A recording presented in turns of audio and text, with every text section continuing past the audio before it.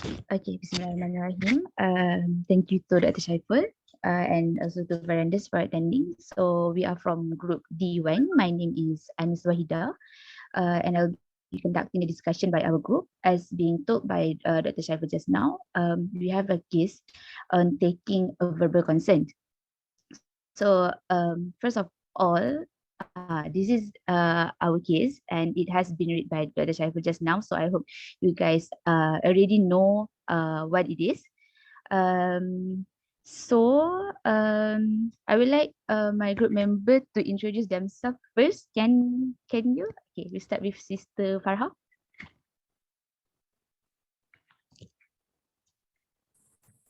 Hello, Assalamualaikum warahmatullahi wabarakatuh. Okay, so my name is Nafara with my tag number 2013316.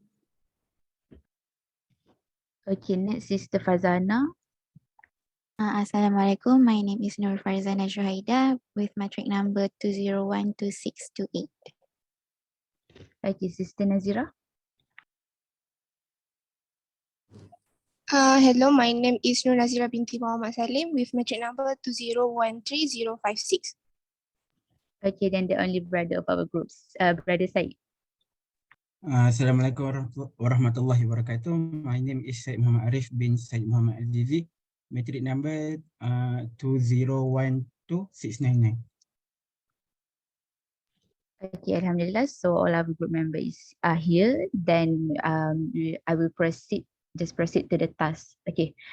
So for the first task, I would like to invite Sister Farha.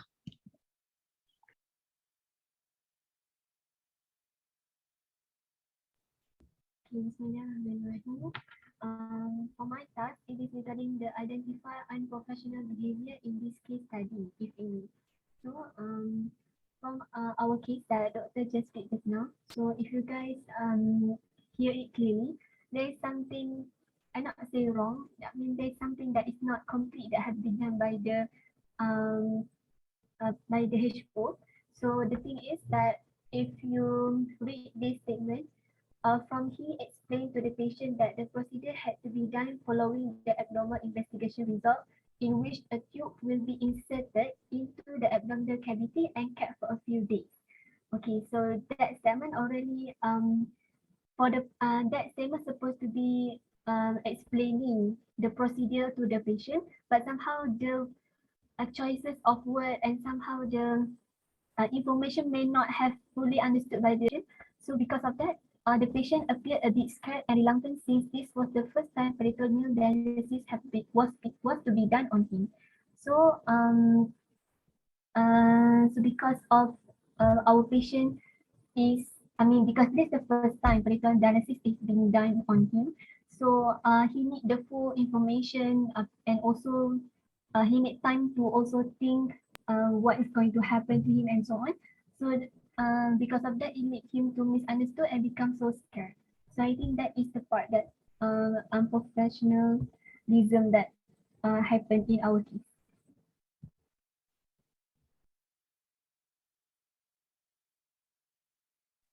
Okay, thank you, Sister Farha, for explaining. Next, for the next task, which is regarding the consent itself, I would like to invite Sister Farzana and Sister Nazira will explain about this task.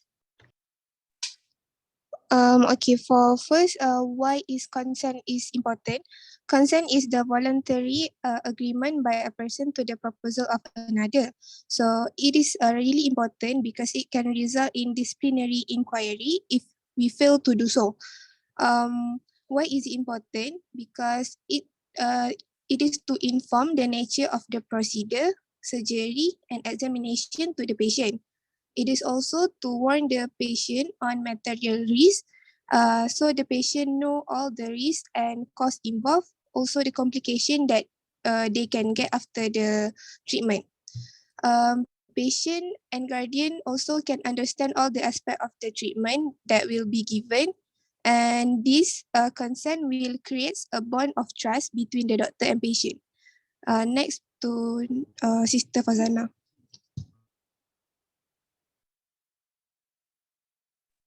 Okay, so what information that we have to give to the patient? Basically, firstly, we have to give the idea of the procedure itself. so the patient can expect what procedure they want to do. And then we have to explain what is the procedure and then what the benefit that they will get from the procedure itself. And then next, we have to give the information, what we have to prepare and the requirements or setting that the doctors have to done to the patient.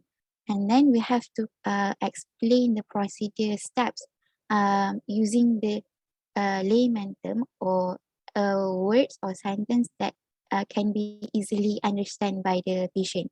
After that, we have to explain about the post-procedure plan or expectation for the patient after they already done the procedure.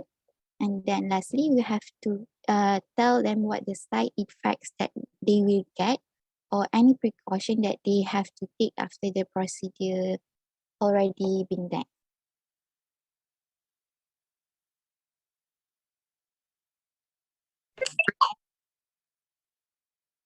Okay, thank you, Sister. Okay, sorry. Thank you, Sister Fazana and Sister Nazira. So I hope you guys remember the consequence and the things that you need to do when actually we take consent for any procedure. And it is actually you already see the slide before. You take it from Dr. Shaiful's slide yesterday. Okay, so next, how to convince the patient that the procedure has to be done urgently. So for this test, I will like to invite Sister Hana. Assalamualaikum warahmatullahi wabarakatuh. My name is Hana Abrar. So for task 3, how do you convince the patient that the procedure has to be done urgently? So firstly, the doctor can convince the patient by giving detailed explanation regarding the patient's current condition. And secondly, the doctor should provide detailed explanation regarding the procedure that we advise the patient to do. For example, the doctor need to tell the patient that his or her investigation result is remarkable and he can deteriorate if we delay the procedure. So the earlier the treatment start, the better. And then the doctor must also explain the risk so that the patient has a good idea of what to expect, and then explain the benefit and possible complication that can occur if the patient did not do the procedure. And the doctor also need to be empathetic and attend the patient's inquiries because the patient has the right to know clearly regarding the procedure and to decide for his or her own. And the patient would also feel more assured to give consent to the procedure. So I think that's all for test 3. I pass back to Sister Wahida. Okay, thank you, Sister Hana. Very good explanation. So we already know, right? It's probably the same with the previous explanation from the other speakers just now. Okay, next for the last task, I invite Brother Said. And for the fourth task, have a look at written consent form for the procedures in the ward and give your comments. Next slide. So here I attach an example for the consent form. As you can see here, a consent form should contain first patient's profile, means the patient's name, address, age, gender, and then the name of procedure to be done on the patient, and see the type of anesthesia, name of the medical practitioner that will perform the procedure, and then permission to perform any additional necessary procedure. Let's say if anything happens midway during the procedure, so we need to do other thing. So we need the permission to do that also. And then statements that the patient or the next of kin was explained about the nature of procedure, means about its risk, its benefit, and everything about the procedure. And lastly, the signature of the parties involved to show that they agree to undergo that. So for the comment, I think the consent form is important because it shows the mutuality relationship between the doctor and the patient. As the doctor know the best what kind of procedure need to be done on the patient, for the benefits of the patient itself, but ultimately the patient has what we call the the last decision whether to perform any procedure on his body or not. So it works the mutual relationship. And then this form also act as an evidence that the patient agree to undergo the procedure despite knowing the risk that come with it. So the family of the patient cannot like sue the doctor for something if anything happen. I think that's all for me.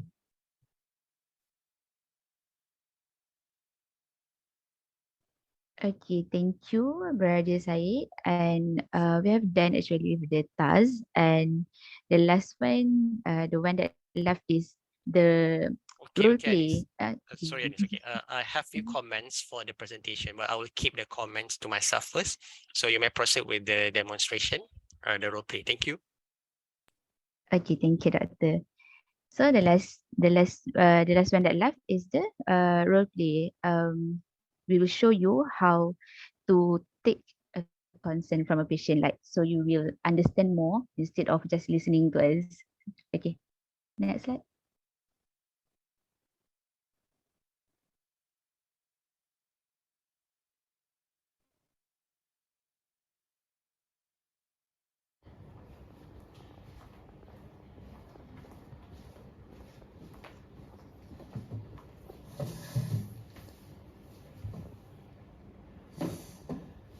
Assalamualaikum Encik. Macam mana Encik hari ni? Macam tu je lah doktor, biasalah orang tua. Okey. Saya baru terima keputusan darah Encik semalam. Encik dah sedia ke nak dengar? Sedia doktor, boleh. Berdasarkan keputusan darah Encik ni, kami dapati Encik menghidap kegagalan buah pinggang yang kronik. Macam mana ni doktor? Apa akan jadi dengan saya lepas ni? Keadaan buah pinggang Encik teruk, tapi jangan risau. Kami nasihatkan Encik jalani dialisis peritoneal dengan segera. Eloknya malam ni. Peritoneal apa doktor? Macam mana tu? Prosedur dia, kami akan masukkan tube dekat dalam perut Encik dan tube tu akan bersihkan darah dan keluarkan toksin daripada badan Encik. Tak bahaya ke doktor tebuk perut ni? Saya risaulah. Prosedur ni ada risikonya. Tapi lagi bahaya kalau kita tak buat dengan segera. Kita sebolehnya nak elakkan komplikasi yang lebih buruk seperti gout, sakit jantung, stroke. Encik jangan risau. Prosedur ni senang je, tak ganggu aktiviti seharian pun. Encik boleh buat waktu siang, waktu tidur, ikut kepada kesesuaian masa Encik. Jadi Encik setuju ke nak buat prosedur ni? Bolehlah doktor, saya setuju.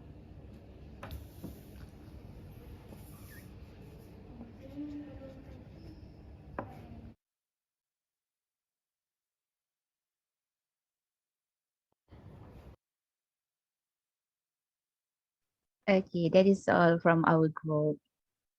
All right. Thank you very much to Group D1, led by Anis. I'm really impressed with your slide presentation and also your concise consent recorded with role play. I do not want to comment on the slide because I will wait for another Group D2, but I would like to comment on the recorded video just now. Yes, your group do it in a concise way. Most of the time, when you would like to get consent for like an emergency cases, first of all, the appropriate word need to be appropriate and also need to be clear to patient. So I think because you guys just entering year 3, right? So sometimes the terminology will be a little bit not familiar. So chronic is different and acute. So don't use, I know that this patient have underlying chronic kidney disease, but the problem now is about acute condition. So when you're talking about acute, you're talking about Encik sekarang mempunyai kegagalan yang semakin teruk dan sangat berbahaya. That's the words that can define is acute. When you say that mengalami masalah chronic buah pinggang sounds like quite stable, because chronic kidney disease should be as outpatient, but acute on chronic, which is keadaan yang sangat berbahaya, fungsi buah pinggang yang sangat-sangat terjejas, and you should use the word boleh membawa maut. So that's how you would describe, actually to describe to the patient in the layman term that the condition is actually very ill, because patient currently having these metabolic disorders, acidosis. So there's an accumulation of toxin. So that's why you need to use that word properly, so that to convince patient. And I would like to comment on the few things that the words that have been used just now, which is tebuk perut, right? So tebuk perut, I know that it can describe the word of using peritoneal tube inserting into the peritoneal cavity, but try to use word that is less less fearful to patient. Example, you can say that kami akan melakukan sedikit bukaan kecil pada kawasan dinding perut encik. Kawasan itu sangat kecil, lebih kurang beberapa milimeter sahaja, yang sangat cukup untuk masukkan saluran plastik yang digunakan untuk mengeluarkan cecair bahan buangan. So you can use that word, or the best thing is that you can use a picture.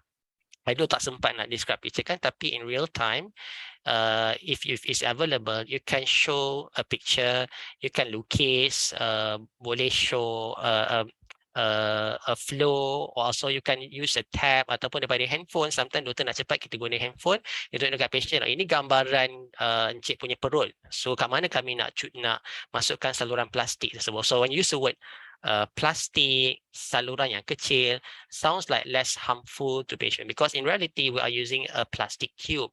The one that actually quite sharp to introduce, actually the introducer, but introducer is not going to be left there. It's only during the introduction of the tube, but the one that remained inside the peritoneal cavity is the plastic tube. All right, so I like the way that the patient was calm when communicating with the patients, talk in a very clear words pronunciation, so that the patient understand. And always ask patient, do you understand so far? All right. In other things, if I can also include in this conversation just now. So you say that one of the complications that can arise if patient does not proceed with peritoneal disease, you mentioned that gout. I think you mentioned about what, gout, I can't remember, stroke, what else, I can't remember. But the most important thing you need to inform patient is that gouty arthritis, whatever that you mentioned just now, is more related with ongoing long-term hyperuricemia. But when talking about acute or chronic or in emergency cases, you need to tell that if you not proceed with this urgent treatment, you may die. So that's clear things, because metabolic acidosis will cause patient to be collapsed, become desaturated. Patient JCS will be dropped, so they need to be intubated, ICU admission, so long-term ICU admission, or even die. So kami sangat-sangat berharap encik bersetuju dengan prosedur yang kami ingin jalankan untuk menyelamatkan keadaan encik daripada menjadi lebih teruk atau boleh membawa maut. Kenapa boleh membawa maut? You terangkan why. So I know that is in the consent form, there's a lot of benefits of doing the procedure. But in a short-term manner, especially in emergency cases, you can't read everything. So you're just highlighting the one that's really important and significant to make patient think twice, thrice, or even more than that if they refuse the treatment. So otherwise, I would like to congratulate the team. So I think the message here is basically to use a very good words that can describe the procedure and less harmful. And otherwise, the ethics that you've been applied, which is listening, you are attentive to the patient, and everyone is comfortable during the consent procedure taking, I think it's already been picturized in the video. All right, thank you. So we proceed with group D2. If there is no questions to the group, any question from the other participant or student? Anis, you would like to ask anything? No, Doctor. All right, so we proceed with group D2. Then after that, I will comment the slides from both group.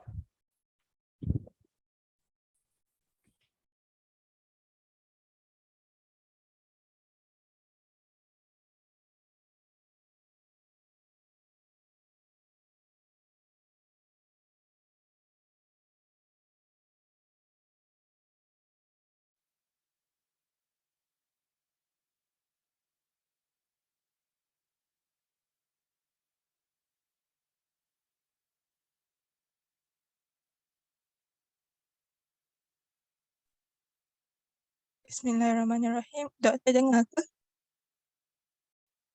Yes, saya dengar. Okay. Yes, Zulfa, ya. Okay, so my name is Zulfa, which is from group D2. So next. So this is the list of members. Afia binti Osman, Zulfa Alia, Alif Musali, Amira Anisha, Mushidah, Arif Daniel, Hasha, and Hidayati. Okay, next. So next. Masih. Okay, so first question is identify unprofessional behavior in this case study, if any. So my groupmates and I agreed that there is unprofessional behavior in this case where the house officer mentioned that nothing bad will happen in relation to the procedure. It's not a good reassurance to give, as there will always be risk that side effect may occur during or after the procedure, which he should has mentioned also. So the patient appeared to be scared and reluctant at first because the HO has not explained the detailed explanation. Even though the procedure is urgent, the HO must give a detailed explanation right away to the patient and should avoid just giving quick reassurance. So basically, we can say that from the case, the patient consulted after the MO give the detailed explanation. So the HO display unprofessional behavior by doesn't give the detailed explanation to the patient. Okay, so next question. So second, I will invite Arif Daniel for this question. Okay, for the second question, why is consent important? And also, what information would you tell the patient whenever you take consent for any procedure? Next slide.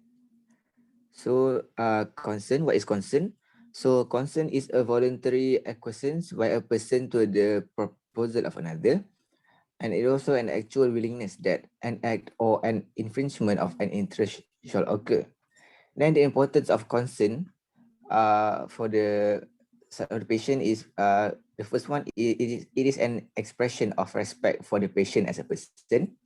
Then the second one is it is a respect, it respect patient's moral right to bodily integrity and also self-determination of one's own life and also actions. And the third one is it is a part of legal requirement to ensure the protection against unwanted intrusions and also to prevent any unwanted outcome to happen. And also the last one is it is a component of a good medical practice for the doctor. The next one. And then for the informations that the doctor need to tell the patients, the first one is the doctor must explain to the patient the nature of the procedure and also the objective of the procedure. And also if to tell the alternative procedures if there are any. And then the second one, the doctor must explain possible risk and also complications which may delay or affect the result of the procedure, as well as if it can influence the duration of the stay in the ward or in intensive care. And the last one is to enable the patient to make his own decision whether to undergo the proposed procedure, examination, surgery, or treatment. Okay, that's all for number 2. So the next question will be presented by Anisha.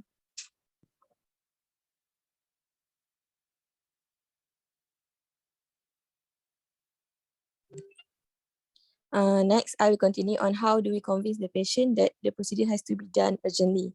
So there are some effective ways. Next slide. Okay, so there are some effective ways that we can do to convince the patient. By the way, my name is Afia, not Anisha.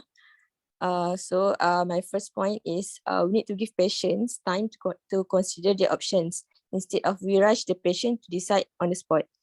If a patient is rushed, the answer will often be no. So we as a doctor, we need to make sure that we give them time to answer, like we as a doctor take time to answer questions from the patient and carefully explain the procedure and any other options that are available. This will not only make the patient more likely to agree, but it will also establish a positive doctor-patient relationship. Next point is information. So we need to educate the patient by providing them with sufficient information with simple words to make the information understandable. the information must be detailed that include everything that the patient should know. And our explanation must include information like how the procedure is being done, the side effects, what are the possible complications, what are the risks if the patient refuses to receive the treatment, and many more. Like what doctor said just now, we need to, for example, for like metabolic sclerosis, we need to tell the patient that the patient can die if refuse to receive the treatment. We also need to avoid using medical jargons unless they have medical background lah. Okay, so and then last but not least is environment. So we need to create a professional environment so that the patient will have confidence and more likely to agree to the treatment plan. In a busy or messy environment, that might cause distraction to the patient to make the right decision. So we need to ensure that the environment is neat and clean. I think that is all from me. I pass to the moderator. Okay, so the question will be presented by Anisha. Sorry. Bismillah. My name is Anisha. So for task number 4, we have to have a look at written consent form for procedures in the ward and give your comments. So, okay, next slide. So these are the details that should be in our standard consent form, which you can just read. The most important thing is signature of patient to agree to the consent form. Okay, next slide. Okay, this is the example of written consent form that consists of patient's name, IC number, statement of consent by patient, patient signature, doctor's name. These are the important things that should be in the written consent form. Okay, next. So, as in this case, the house officer took patient consent verbally, which according to guidelines given by Malaysian Medical Council, verbal consent should be avoided. In our opinion, taking written consent is better than verbal consent because written consent is documented well. Legally, written consent protects patient against any medical assault during the procedure. Written consent is important for clinicians to determine the precise standard used in their practice to prevent unwanted procedure. Next, ethically, written consent is required to respect patient autonomy, which in this context, written consent is intended to shift the ethical paradigm for decision-making away from physician-centered models to more patient-centered approach. Other than that, it is also to support patient-defined goals by ensuring that treatment is directed toward the ends desired and is chosen by the patient. Next, written consent also serves the administrative purpose of a system-level check to ensure that consent has occurred. And hence it may also ensure that the efficient workflow to more focus to get to the right treatment as it requires signature of the patient. Okay, I think that is all from me. I'll pass to the next presenter. So the next question will be demonstrate how you the concept from a patient, which is presented by Murshida and Hidayati. Next. Okay.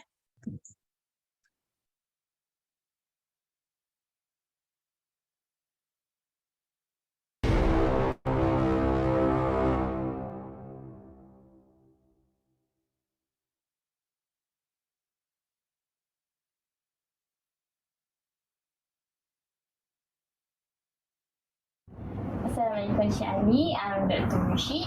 So, how are you feeling today? Waalaikumsalam Dr. Mushid. Just so Doktor. It's okay, Cik Ali. Actually, regarding your condition, I'll explain in more details. So, based on the investigation that have been done, it indicates that Cik Ali has chronic renal failure. And because of the history of diabetes, we decided to perform peritoneal dialysis on you. Allahu Akbar. Is it serious, Doktor? Don't worry, Cik Ali. we still have alternative for your condition because your kidney cannot function normally. This procedure help to remove the waste and water from your brain. We need to say it functions just like ordinary kidney. How is it done, doctor? So basically, we will place this tube into your belly and keep it for a few days. Then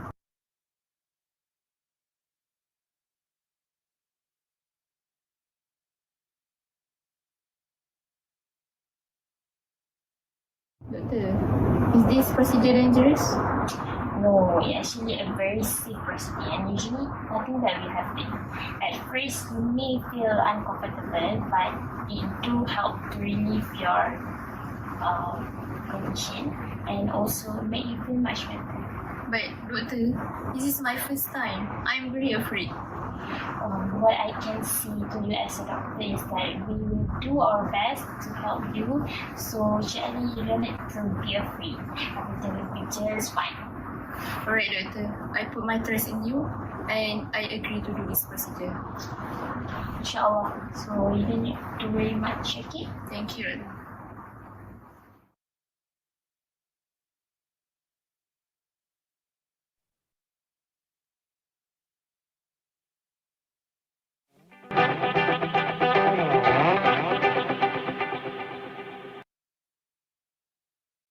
Alhamdulillah, that's really excellent presentation, especially on the video presentation by group D2.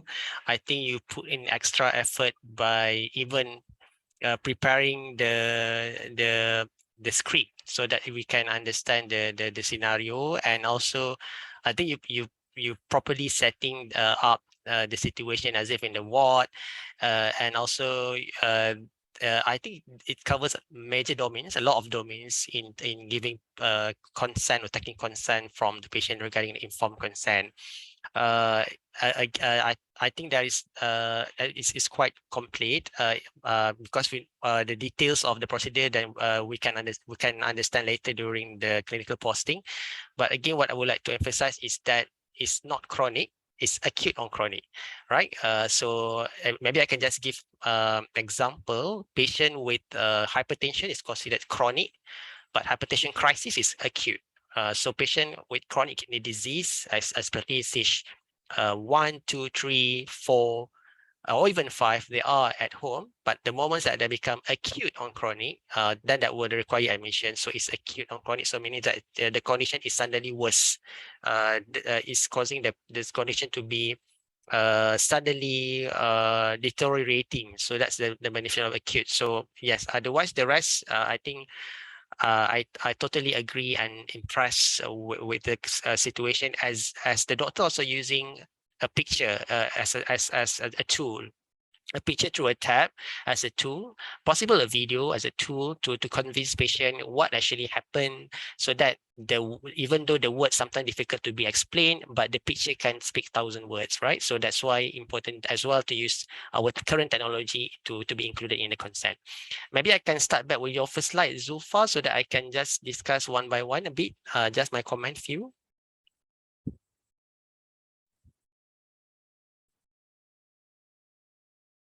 Zulfa, can you just show? Yeah. So we go to the first task.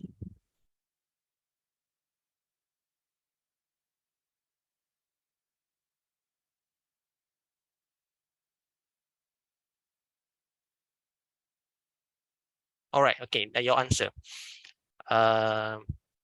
Your answer or regarding that things that is not proper regarding in the scenario. So I think both group highlighting that the house officer mentioned that nothing bad will happen.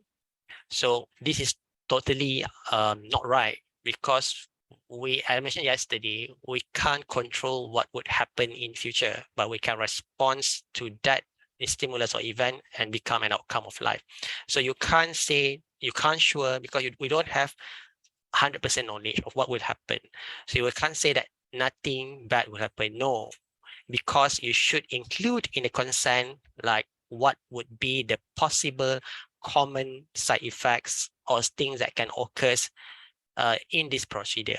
So you list down, or possible you say that there's some possibility of minor bleeding, there's a possibility of having pain, there's a possibility of slight infection, there's a possibility of blah, blah, blah, and so on. The major one possible that it might damage surrounding area of the cavity because it's a blind procedure, right? Before that, we just would like to inform you guys that peritoneal dialysis is a blind procedure because you are doing it from outside and introducing the tube through the introducer into the peritoneal cavity. You don't have a camera. So that's why nowadays in hospital setting, we are shift our procedures from peritoneal dialysis to the femoral catheter dialysis. So we inserted a catheter into the femoral vein, either right or left, and from there we do urgent hemodialysis, so not through the peritoneal anymore.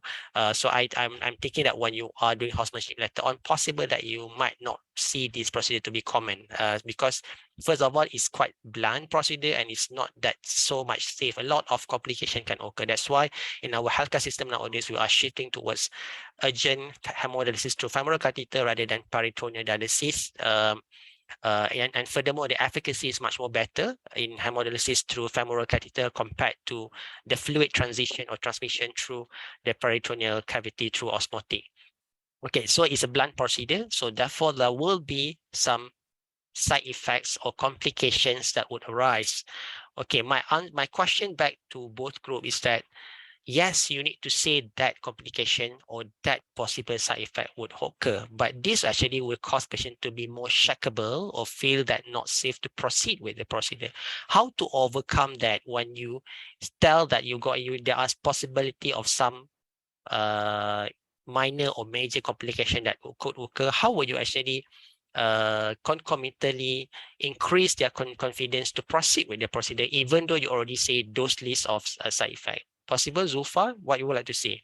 Let's say that you're saying that ya encik ada kebarangan berlaku sedikit pendarahan, kencik akan berasa sedikit sakit, mungkin akan menyebabkan tube tu bersentuh dengan organ yang berdekatan dan akan ada rasa sedikit cedera. So when you say that, how you would end your sentence so that it does not show that this procedure is bad?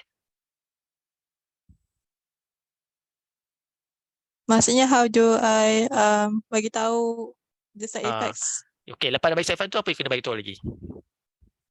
Bagi ayat yang reassurance macam but macam tunjuk yang walaupun dia ada side effect but it's better than having complications yang pada diri sendiri. All right, great. That's one of the options. So you would overcome that by showing the most important benefits, and so the benefit, and when you weigh the benefit and the risk, the benefit is overcome the risk. So that's why it's really important to be done. So that's one of the option. Maybe the other group members or the other group from different group, would you like to try any other answer?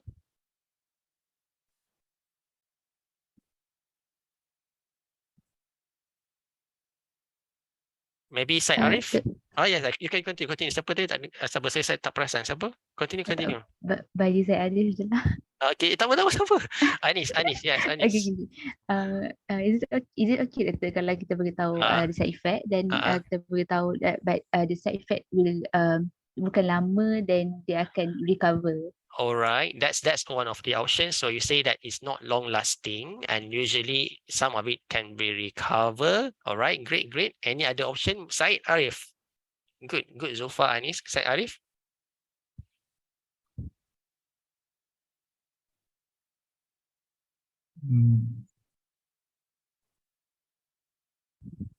Maybe bagi tahu dia lebih praktikal tu. Lebih praktikal macam mana tu? Instead of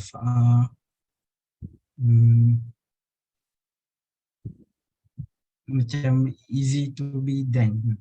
Easy to be done. Maksudnya selepas bagi tahu yang ada berlaku pendarahan, kuman, sakit, easy to be done tu macam mana tu?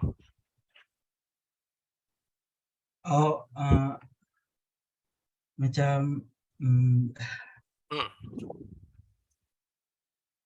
Okey, tak apa, kita cuba. Okey, saya tanya yang lain. Murshidah?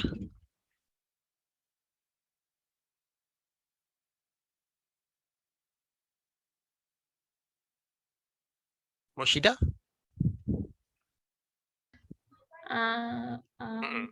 Saya rasa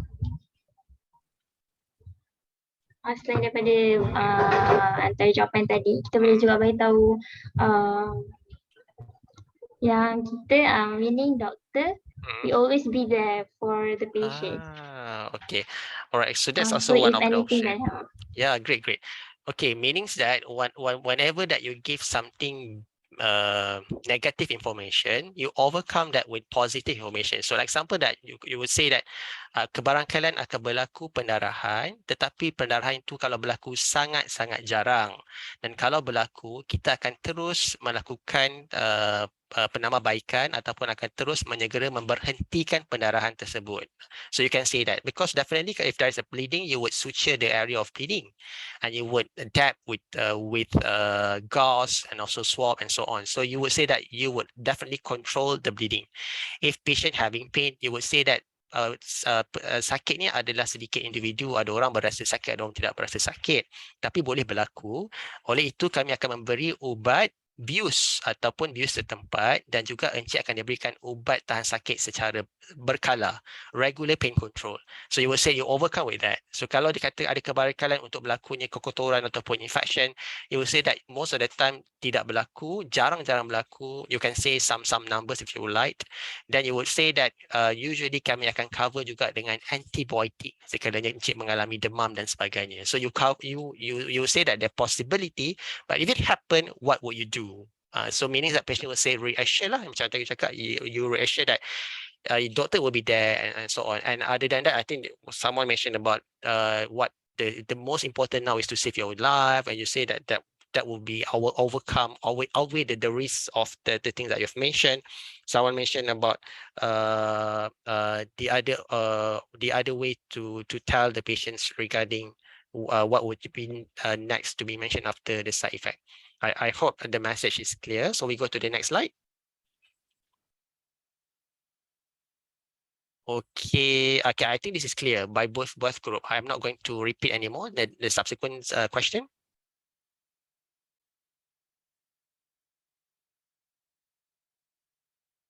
Okay, I think it's clear just now. Yeah, to convince patient, make sure that patient understand the current illness that the patient are having. So you need to be very clear that they are having something that is dangerous, something that cannot be reversed by any other means, some things that if they're not doing now, then it will be late later. So the patient need to understand that it's something need to be done urgently.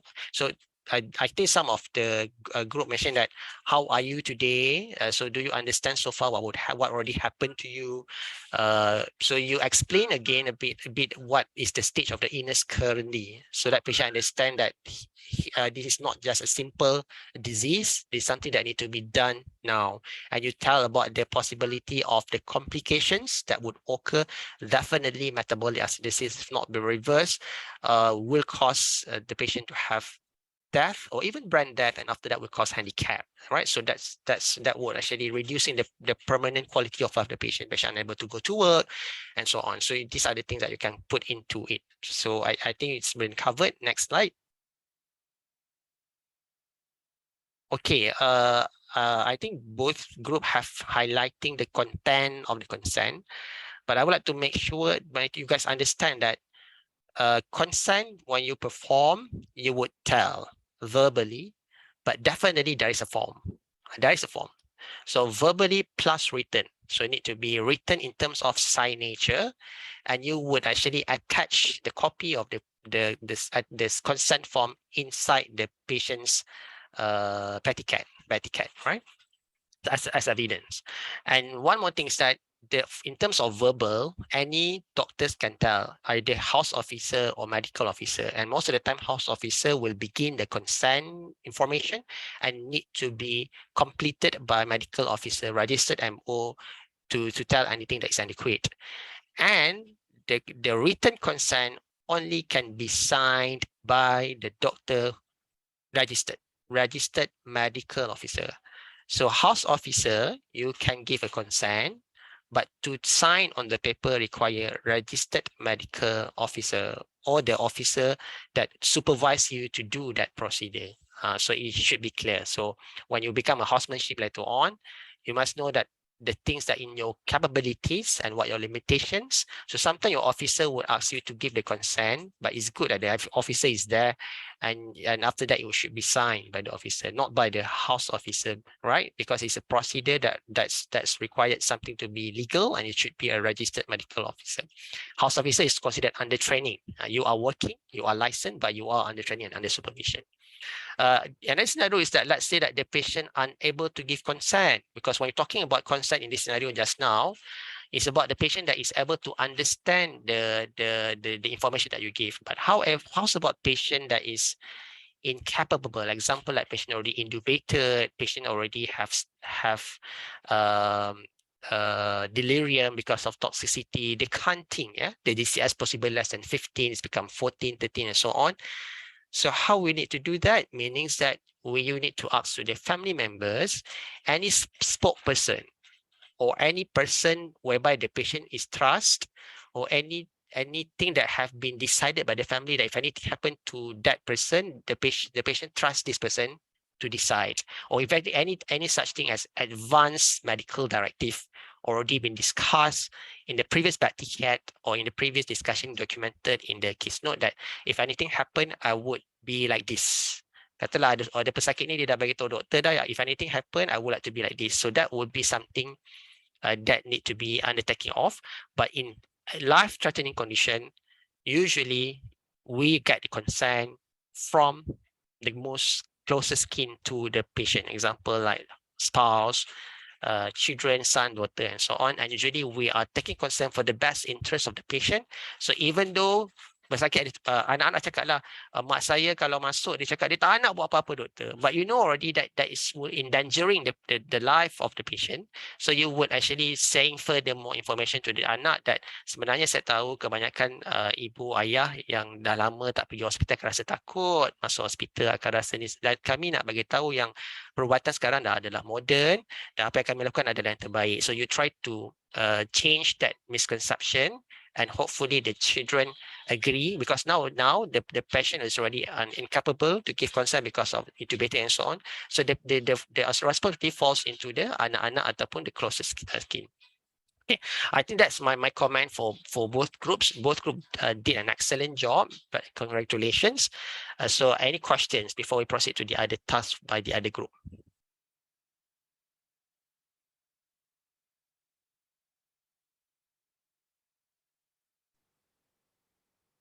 Okay, don't forget to put the date and time of the consent being taken, right? It's also important. Tak ada tak ada soalan I assume tak ada So kalau tak ada soalan, I would like to invite group B2, group bola. B2 first, then after that B1.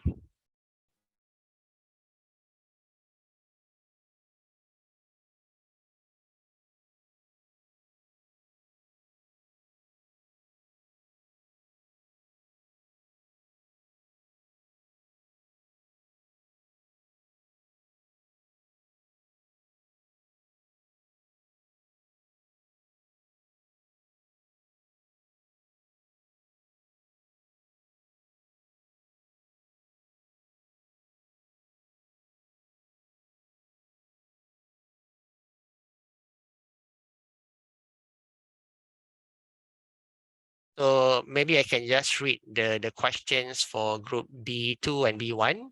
So case 2 is about examining patient of a different gender. Mrs. A pious 30-year-old lady, came to the obstetric and gynecology clinic with the problem of infertility. She walked up to the registration counter and requested for a female doctor. Unfortunately, she was told that all the female doctors were occupied. She replied that she was willing to wait until a female doctor was available. However, the nurse told her that she had no choice but to see a male doctor. A male doctor who had just come out of the emergency OT and looked exhausted came to attend to the patient. He immediately asked the patient for her problems without prior introduction of himself. He proceeded to ask her about her menstrual history as well as sexual history without realizing that the patient was shy and hesitant. After taking a full history while calling out for a nurse to chaperone, he hurriedly brought the patient to the examination couch behind the curtains. He did not wait for the chaperone to arrive before pulling down the patient's long skirt to start the palpation. The patient was shocked and immediately slapped the doctor. So proceed with the task, group B2.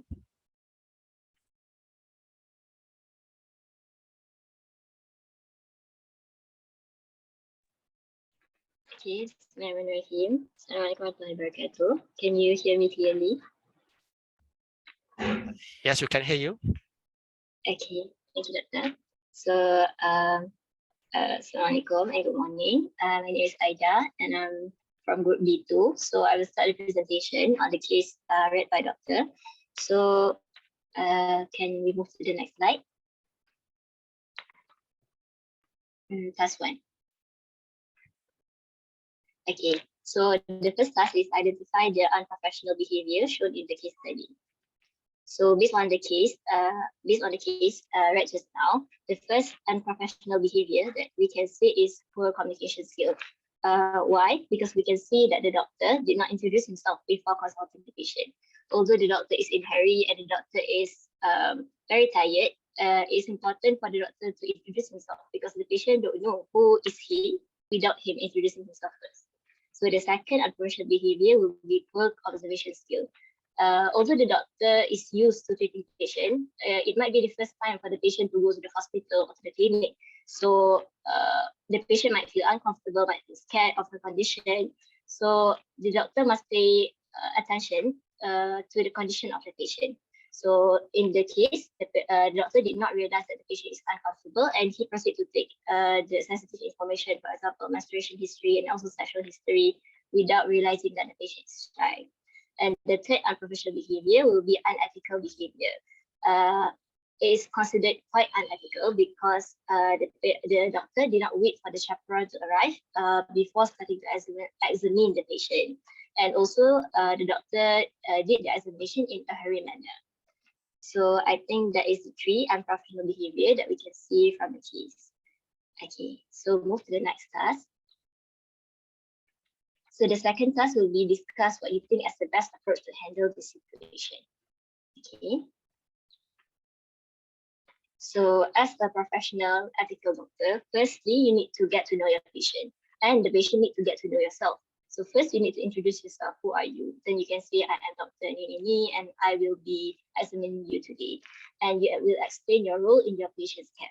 Second, you must ask for consent before starting any examination, and before starting even a simple examination, you must ask for the consent for the patient. It may be a verbal consent or a writing consent if it's needed, and explain the procedure thoroughly. Third one is to prepare yourself before examining the patient. For example, you can sanitize your hand before touching the patient and to wear gloves. Fourth is to ensure the privacy of the patient. So if the patient is different gender from you, you need to ensure that the chaperone is there when consulting the patient, and examination the patient of the opposite sex in the close the curtain. And the last one is position and exposure. You need to make sure the patient is relaxed, in the right position, lying flat, and place their arm by their side if you want to do the abdomen examination. So I think that's all for task number 2. How do you approach the patient? I'll pass to Brother Daeng for the next task. Okay. Assalamualaikum warahmatullahi wabarakatuh. My name is Daim Afrasmin Daim Aizid, and today I will explain about task number 3 and task number 4. Okay, thank you, Sister Aida, for the presentation. So for the task 3, in your opinion, would it be wise to discourage male doctors from taking up obstetric and gynecology, ONG? And the answer is no, we should not, because diversity improves quality of care. Means that we have male and female doctors, right? So female patients tends to prefer more to the female doctors because of their understanding about women's. Meanwhile, men doesn't have that kind of understandings more than women. But in this case, I think as a doctors, there's no gender gap between male and female doctors, because we should know the importance of taking care of the patients. I think yes, male doctors can be in this kind of specialty, and perhaps male doctors might have their own perspective on how to deal with female patients. Okay, and for the second point, men may have an advantage of pursuing ONG as the field wants to include male doctors. Means that nowadays there's a lot of female doctors wants to pursue ONG, meanwhile there's a less male doctors who pursue ONG. So means that there's a lot of opportunity for male medical students wants to pursue ONG and try to pursue this specialty. Okay, for the next point, always remember to practice good medical ethics. As long as you practice good medical ethics, I think there should not be any problem, especially for men when dealing with the female patient. Okay. All right. So for the next, I think that's all for the task number 3. So we move on to task number 4. Discuss the desirable attitudes of a safe doctor.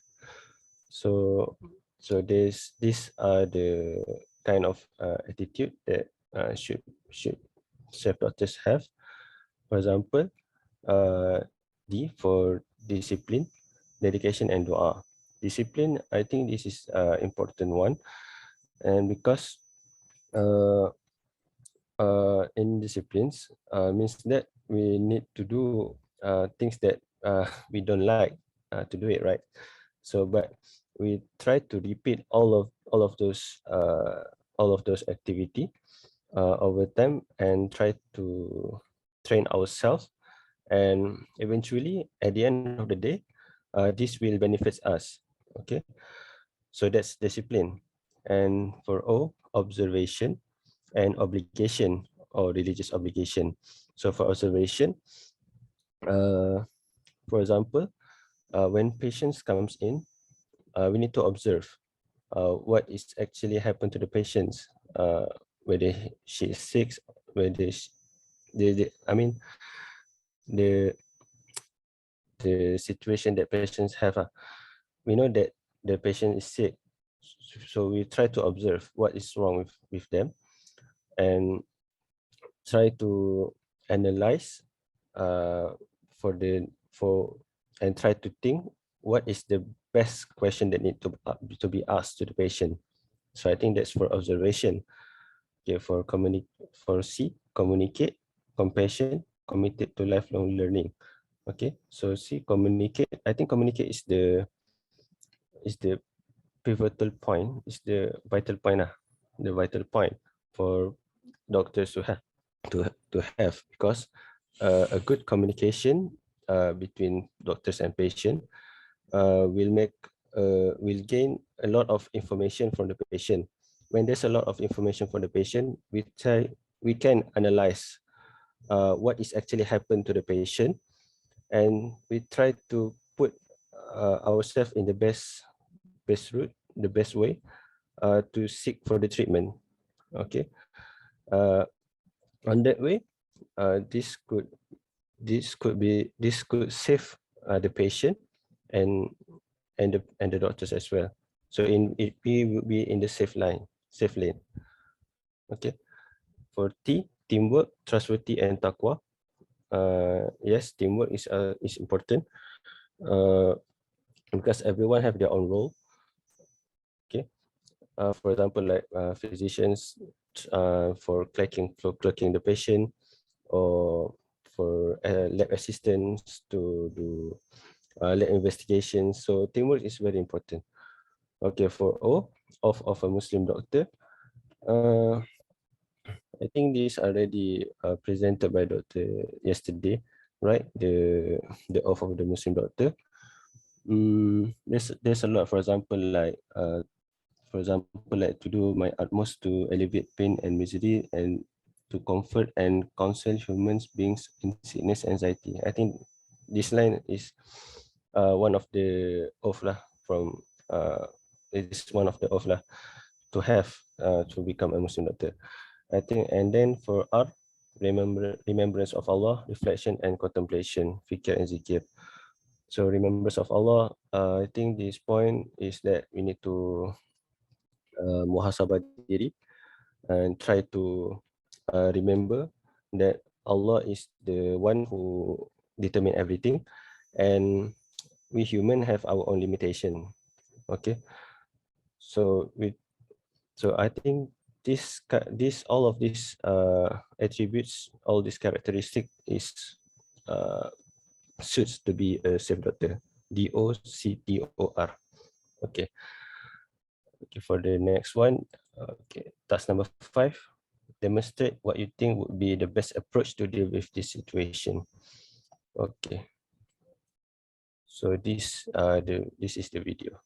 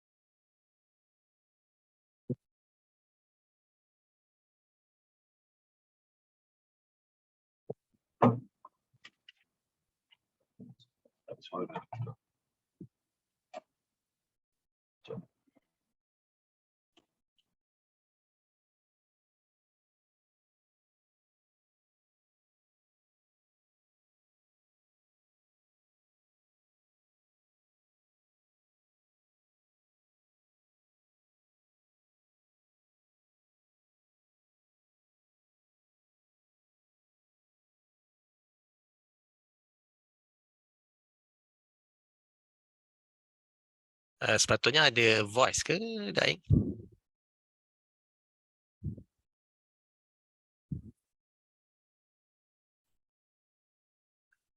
Daing and group B2 sepatutnya ada voice ke? Patutnya ada, Doktor. Ada. Okay. Oh, alright. I think probably because you directly from the PowerPoint is not been portrayed in the presentation, so maybe kita off dulu. So I proceed with group B1. Possible that after that you try to figure out, boleh ke?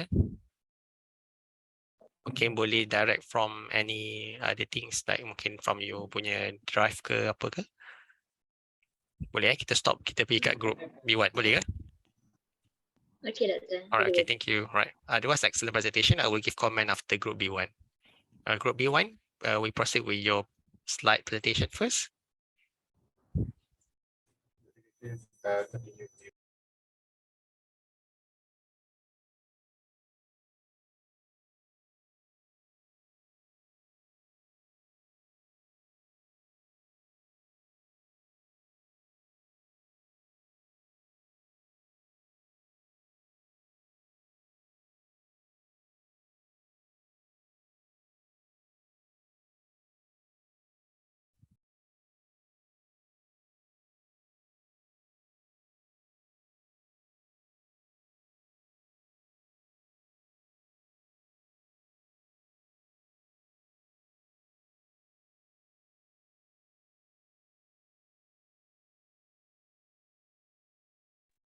Okay, Assalamualaikum warahmatullahi wabarakatuh. So we are from group B1 and we will be presenting about the case 2, examining patient of a different gender. My name is Nur Atika Syahda binti Hamdan and I will be explaining for the first question, which is, next slide. Okay, identifying the unprofessional behavior shown in the case study. So firstly, is about empathy for gender preference. The patient was told that all the female doctors were occupied. Even so, she stated that she was willing to wait until one was available. However, the nurse told her that she had no choice but to see a male doctor. Now, it might be true that a doctor of the same gender was currently unavailable and that the patient really had no choice but to see a doctor of the opposite gender. But to immediately dismiss the patient's concern without even trying to accommodate to her wishes might actually show the nurse's incapability to understand and empathize with the patient, especially as the patient has mentioned that she was willing to wait. Next. Okay, so there was no repo bill. The doctor immediately started asking about patient's problems, including her menstrual and sexual history, without any prior introduction between the doctor and the patient. So the patient was uncomfortable and shy, and she was hesitant to provide the information which may affect the diagnosis and management of the patient, as significant information might have been withheld due to her hesitancy. And so the doctor did not realize the nonverbal cues, the hesitancy, which the patient was detecting, as there was a lack of good communication between the patient and the doctor. The doctor was also in a hurry to perform the physical examination, and acting in a hurry can make the patient feel as if the doctor is trying to be finished with her quickly and that she, as an individual, is unimportant. Next. Regarding chaperone's presence and patient's consent. So the doctor did not wait for the chaperone to arrive before starting to perform the physical examination. A medical practitioner must ensure the presence of a chaperone within the consultation room when examining a patient of the opposite gender to make sure that the patient is as comfortable as possible and will feel less embarrassed by the appropriate physical exam, unless specifically asked by the patient for there to be no chaperone. The doctor also did not verbally ask for consent or permission from the patient to perform a physical examination on her. And neither did he explain the procedure and its indication towards getting a diagnosis. Next. Okay, so finally, it's about what can be considered as sexual harassment. So the doctor himself pulled down the patient's skirt instead of waiting for the patient to do it herself. So this can be seen as sexual harassment, as the doctor did not ask for patient's permission to do so, and he did not explain the reason for it beforehand. The doctor did not respect the patient's privacy and dignity as a human being, and a woman who was already uncomfortable from having a doctor of the opposite gender examine her. So next, I will pass on to Sister Iza for task number 2. Bismillahirrahmanirrahim. Okay, so I will be sharing with you what is the best approach to handle the situation that have been listed by Sister Shahada before. So next slide. Okay, sex preferences. Okay, as we know, there are many factors that could be contributing to the sex preferences when we see the doctor. So in these cases, Mrs. A is a fierce woman, and then she is a Malay. So we can consider that there is a factors of culture and also religion. Why she tend to prefer to have a female doctor instead of male doctor. Okay, so regardless of time, patient should be allowed to wait if she was willing to, as there was no immediate emergency. Okay, so however, in this case, the situation, we are unable to accommodate the patient's request for a female doctor. So this is where the nurse should take the time to explain to the patient and convince her to allow a male doctor to see her. Next slide. Okay, so this is also important to good rapport. Okay, so as we know, in this situation, we have a female patient and also a male doctor. So it may take some time to build rapport. So firstly, acknowledge and show respect to the patient and their concerns. It is important to acknowledge their frustrations, listen and validate their concerns. And also we need to point out that everyone wants the patient to receive the best care from someone he or she feels comfortable with. So by doing this, the patient will be more assured to receive the treatment from the doctor. Try to maintain proper etiquette and professionalism to ensure good communication between doctor and patient. Next.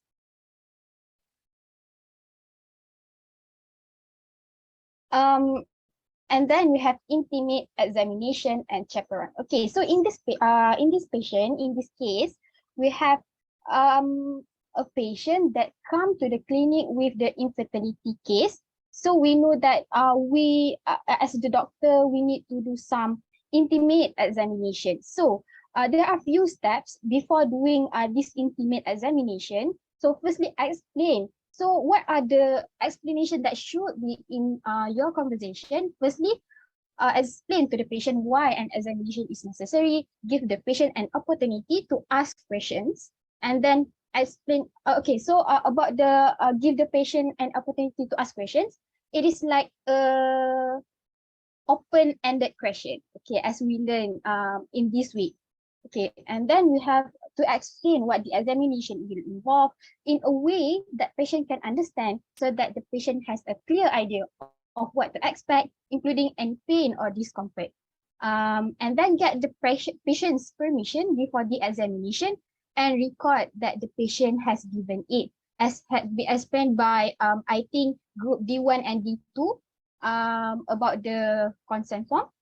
And then offer the patient a chaperone. I think this is an important point because without without a chaperone, we can be sued according to the law. Next. Okay, good medical practice. Even if the doctor had received verbal consent from the patient to perform a physical exam, it is still an ethical for him to be the one to undress the patient. Remember, it is for the patient to remove her clothes voluntarily for the physical examination. Sister Shahada before this, it can be considered as sexual harassment. Then, and I think if the patient thought that our action is a sexual harassment, I think by the convergence of technology as we are facing right now, we have social media. I think it can be viral, and I think it can be a turn of the professionalism of a doctor. Next slide. Okay, so this is my last slide. So what is the good medical practice is to treat patients as individuals and respect their dignity and privacy. With that, I shall pass to Sister Sarah to continue the session. Thank you, Sister Iza. I am Sarah Sofia binti Saidin, and I will discuss about would it be wise to discourage male doctor from taking up obstetric and gynecology. Okay, next slide. Okay, well, what will happen if male doctors are banned? So the first one is we need to think of losing one of the diamond only. Maybe male doctor might be good in this field. Who knows, right? And the next one is the problem in the rural area or emergency. When talking about rural area, of course, not so much female doctor want to volunteer to go to this area instead of female doctor. So what if there's an emergency where there were short staff and no female doctors were available? So this is where male doctors are needed. Not to mention that ONG is one of the important field in medicine, and both of male and female doctors must learn this, must learn about obstetrics and gynecology. Okay, I'm done with what if the male doctor are banned. So let's go to what will happen if male doctor are welcome. So we can call this like gender equality. I mean, why should we discourage male doctor from taking ONG? Instead of discouraging male doctors, we should encourage more female doctors to join ONG. Actually, we always look at this kind of topic as a sensitive issue. male doctor check female patient, it's embarrassing. This, that, and so on. But we tend to forget that in other case, there's also male patient checked by female doctor, right? So, for example, when male patient should do digital rectal examination, for example, what about his aura though? So we need to look at it holistically. Actually, no matter either it is man or woman, we need to be professional in whatever field we are in. Especially in this field, ONG, where people think it is quite sensitive, right? So after all, we need to remember that the Maqasid Sharia that preserve lives is more important. But don't forget to ask the chaperone. Yeah, I will not elaborate more because the previous presenter had done it. And we need to treat patients as individuals and respect their dignity and privacy, like Sister Ida says just now. Okay, from Islamic perspective, of course, we should prioritize female doctors for female patients and male patients for male doctors. Yeah. And only in emergency situation where no female doctors were available, then it is permissible for male doctors to attend the patients with the proper way, like mentioned by previous presenter also. Uh, I believe in SASMAC, they've been doing this, female doctors for female patients. Okay, the next one is express more concern. I would say the male doctors can express more concern because they themselves have never feel or undergone the same thing in midwifery. Yeah, I think that's all from me. So I shall pass the floor to the next presenter. Thank you.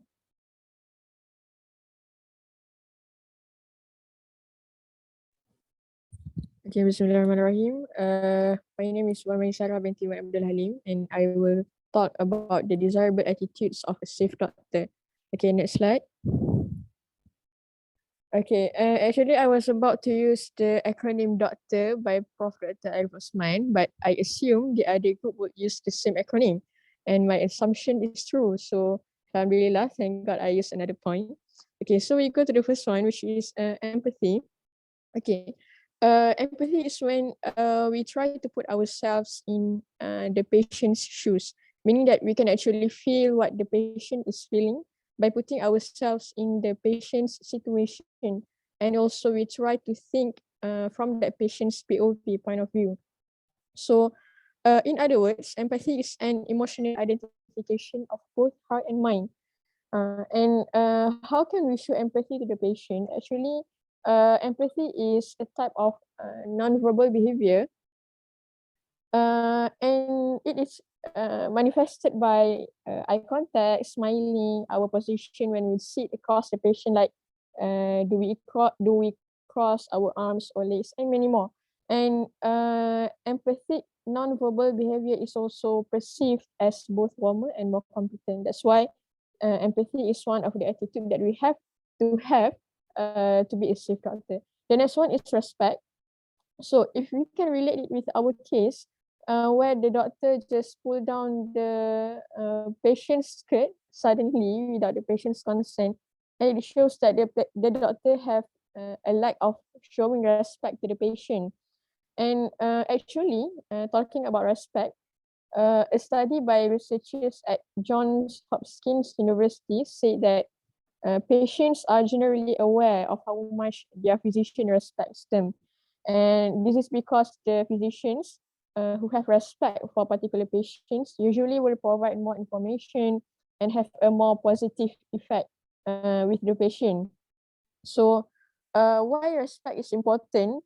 Because actually we will receive the amount of respect that we give to others.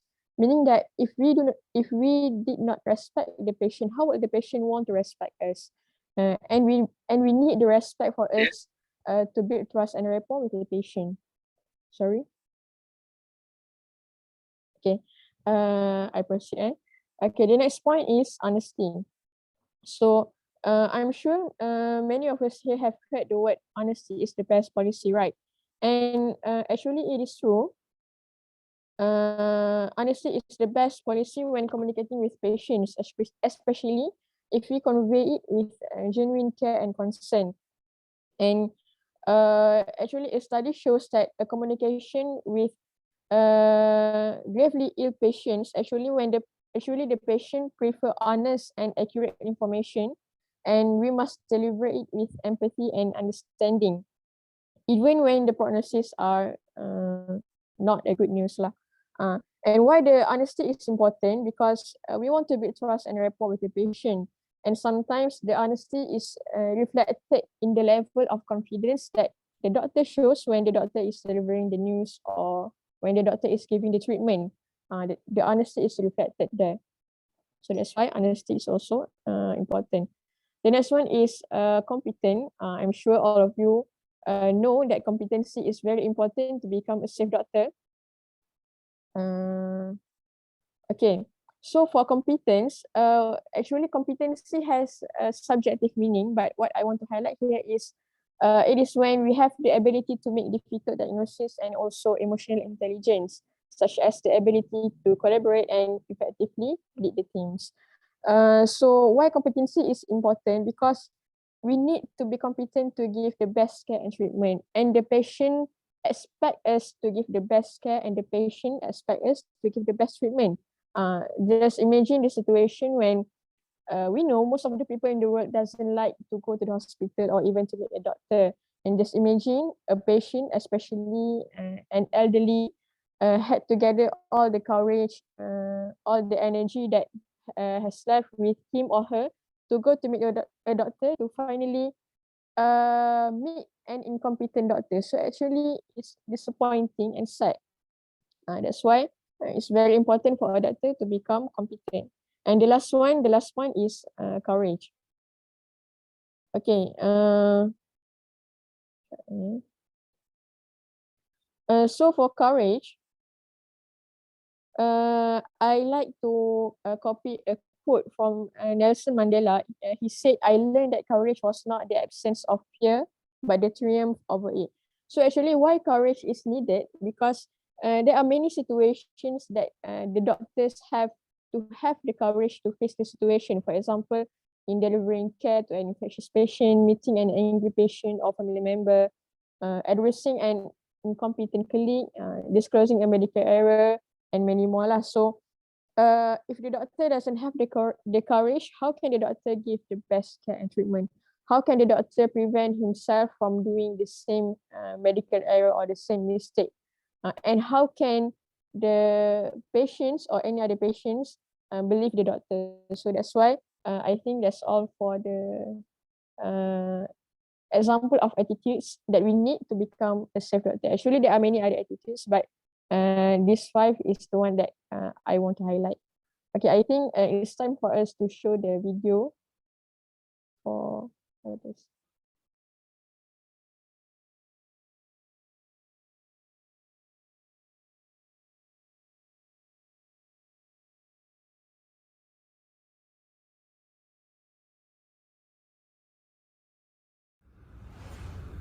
Assalamualaikum, can I hear you? I would like to see gynecologist, please. Sure, Dr. Iman will be available to you. Can I request for a female doctor? Sorry, but for now only male doctors are available. Okay? Yes, I think that's fine. Thank you. Mrs. A.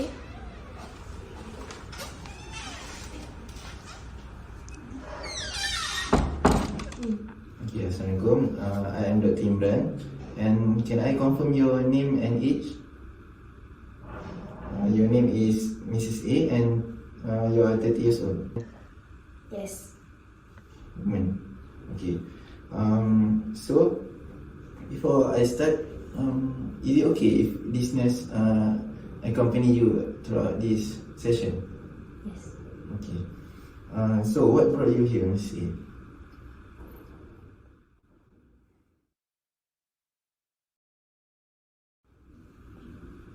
Okay, Mrs. A, I would like to ask some sexual history, but you may be not uncomfortable with it. So, but it will be much easier for us if you could answer it. Is it okay? Okay. So Mrs. A, I would like to proceed to for physical examination, Miss Yu, but don't worry, this nurse will accompany you throughout the examination. Okay? Okay. Yes.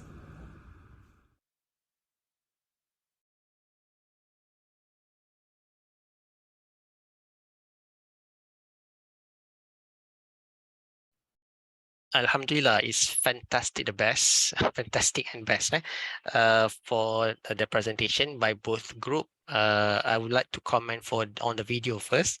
So congratulations, I think you also do an extra effort. You make an extra effort by recording the situation as if like in a ward, which is in the library. And I think you record at two different places, outside the room and inside the room. So I think your group already have that plan in mind how to perform the record session. So congratulations. I think it shows in the videos that the way that the counter receptionist tell the patient that the doctor is not available, and is that okay with you? So they ask for the consent first. They ask, are the patient comfortable if we just proceed with the male doctor? And I think with that tone and also that polite manner, even though the patient in the first place might feel do not want to proceed, but with that, if we said, oh, I think it's okay, so they proceed.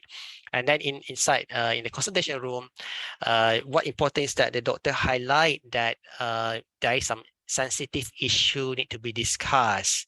So there is a pause there, which is the sexual history. So the doctor say that it is quite sensitive. I need to ask this question because this is important. So there is a warning given by the doctor, but in a polite manner, meaning that I think the doctor would like to say, I'm sorry, I would like to do this because this is important, it's quite sensitive. So it's just give like a reminder to the patient that this needs to be done, even though it's quite a sensitive issue. So it's good that the group highlight that before touching any sensitive issue. And most of the time, anything that is sensitive issue, we do it later after we do other history part first, right? The other thing is that you make sure that the chaperone is there throughout the session and communication inside the consultation room. And definitely, even though inside the room, you make sure that the curtain is being drawn and no one actually see the procedure being done. So I think it's everything being reflected in the group presentation, especially on the video presentation. So I will invite group B2 to share the video presentation first before I comment on the slide presentation. Thank you, group B1.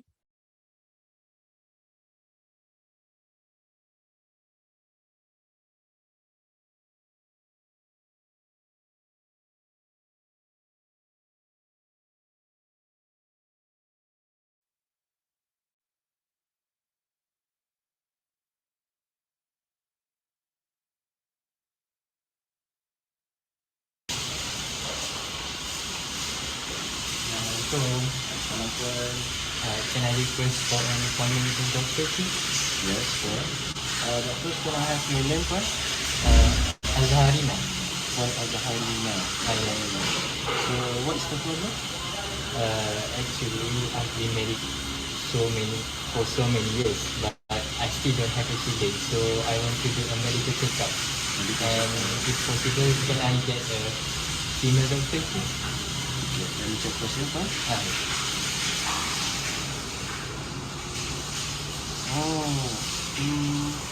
I'm very sorry for that, but currently all female doctors are pretty occupied. So is it okay if I refer you a male doctor? Well, if that's the case, then I'm okay with it. Okay, boy? Yes. Okay, boy. Please go to the lobby. Azharina. Yes. Assalamualaikum. Can I come in, doctor? Waalaikumsalam. Yes. Please come here, Puan. Hi, Puan. My name is Dr. Azhar. Okay, for confirmation, your name is Puan Azharina and you are 30 years old. Is it correct? Yes. Okay, may I know what is the reason for you to come here? Actually, I've been married for so many years, but I still don't have any children. Okay, I'm sorry to hear that. Okay, we'll start with a few questions first. I'm sorry, Puan Azharina. Actually, I have a few questions to ask you, but it's a bit sensitive. Are you okay with that? Yes, go on.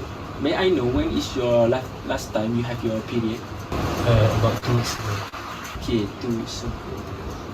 How about your relationship with your partner? No problem, everything just fine. Okay. Actually, there's one more question, but it's kind of offensive. What's the question? Okay, before your marriage, do you have any sexual intercourse with any guys, unprotected maybe? No, I'm a good man. Thank you for your cooperation, Ms. Puan Azharina. Okay, Puan Azharina. So I need to do some physical examination on you. If anything makes you uncomfortable, you can just tell me. Okay. Okay, but before that, we need to wait for a few minutes as a chaperone. Okay.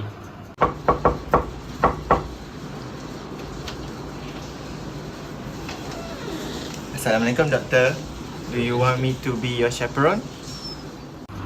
Waalaikumsalam, sister. Yes, please come in. Okay, Puan. So this is Sister Bashira. She will be the chaperone and accompany us throughout the examination. Okay, can we go to the examination couch?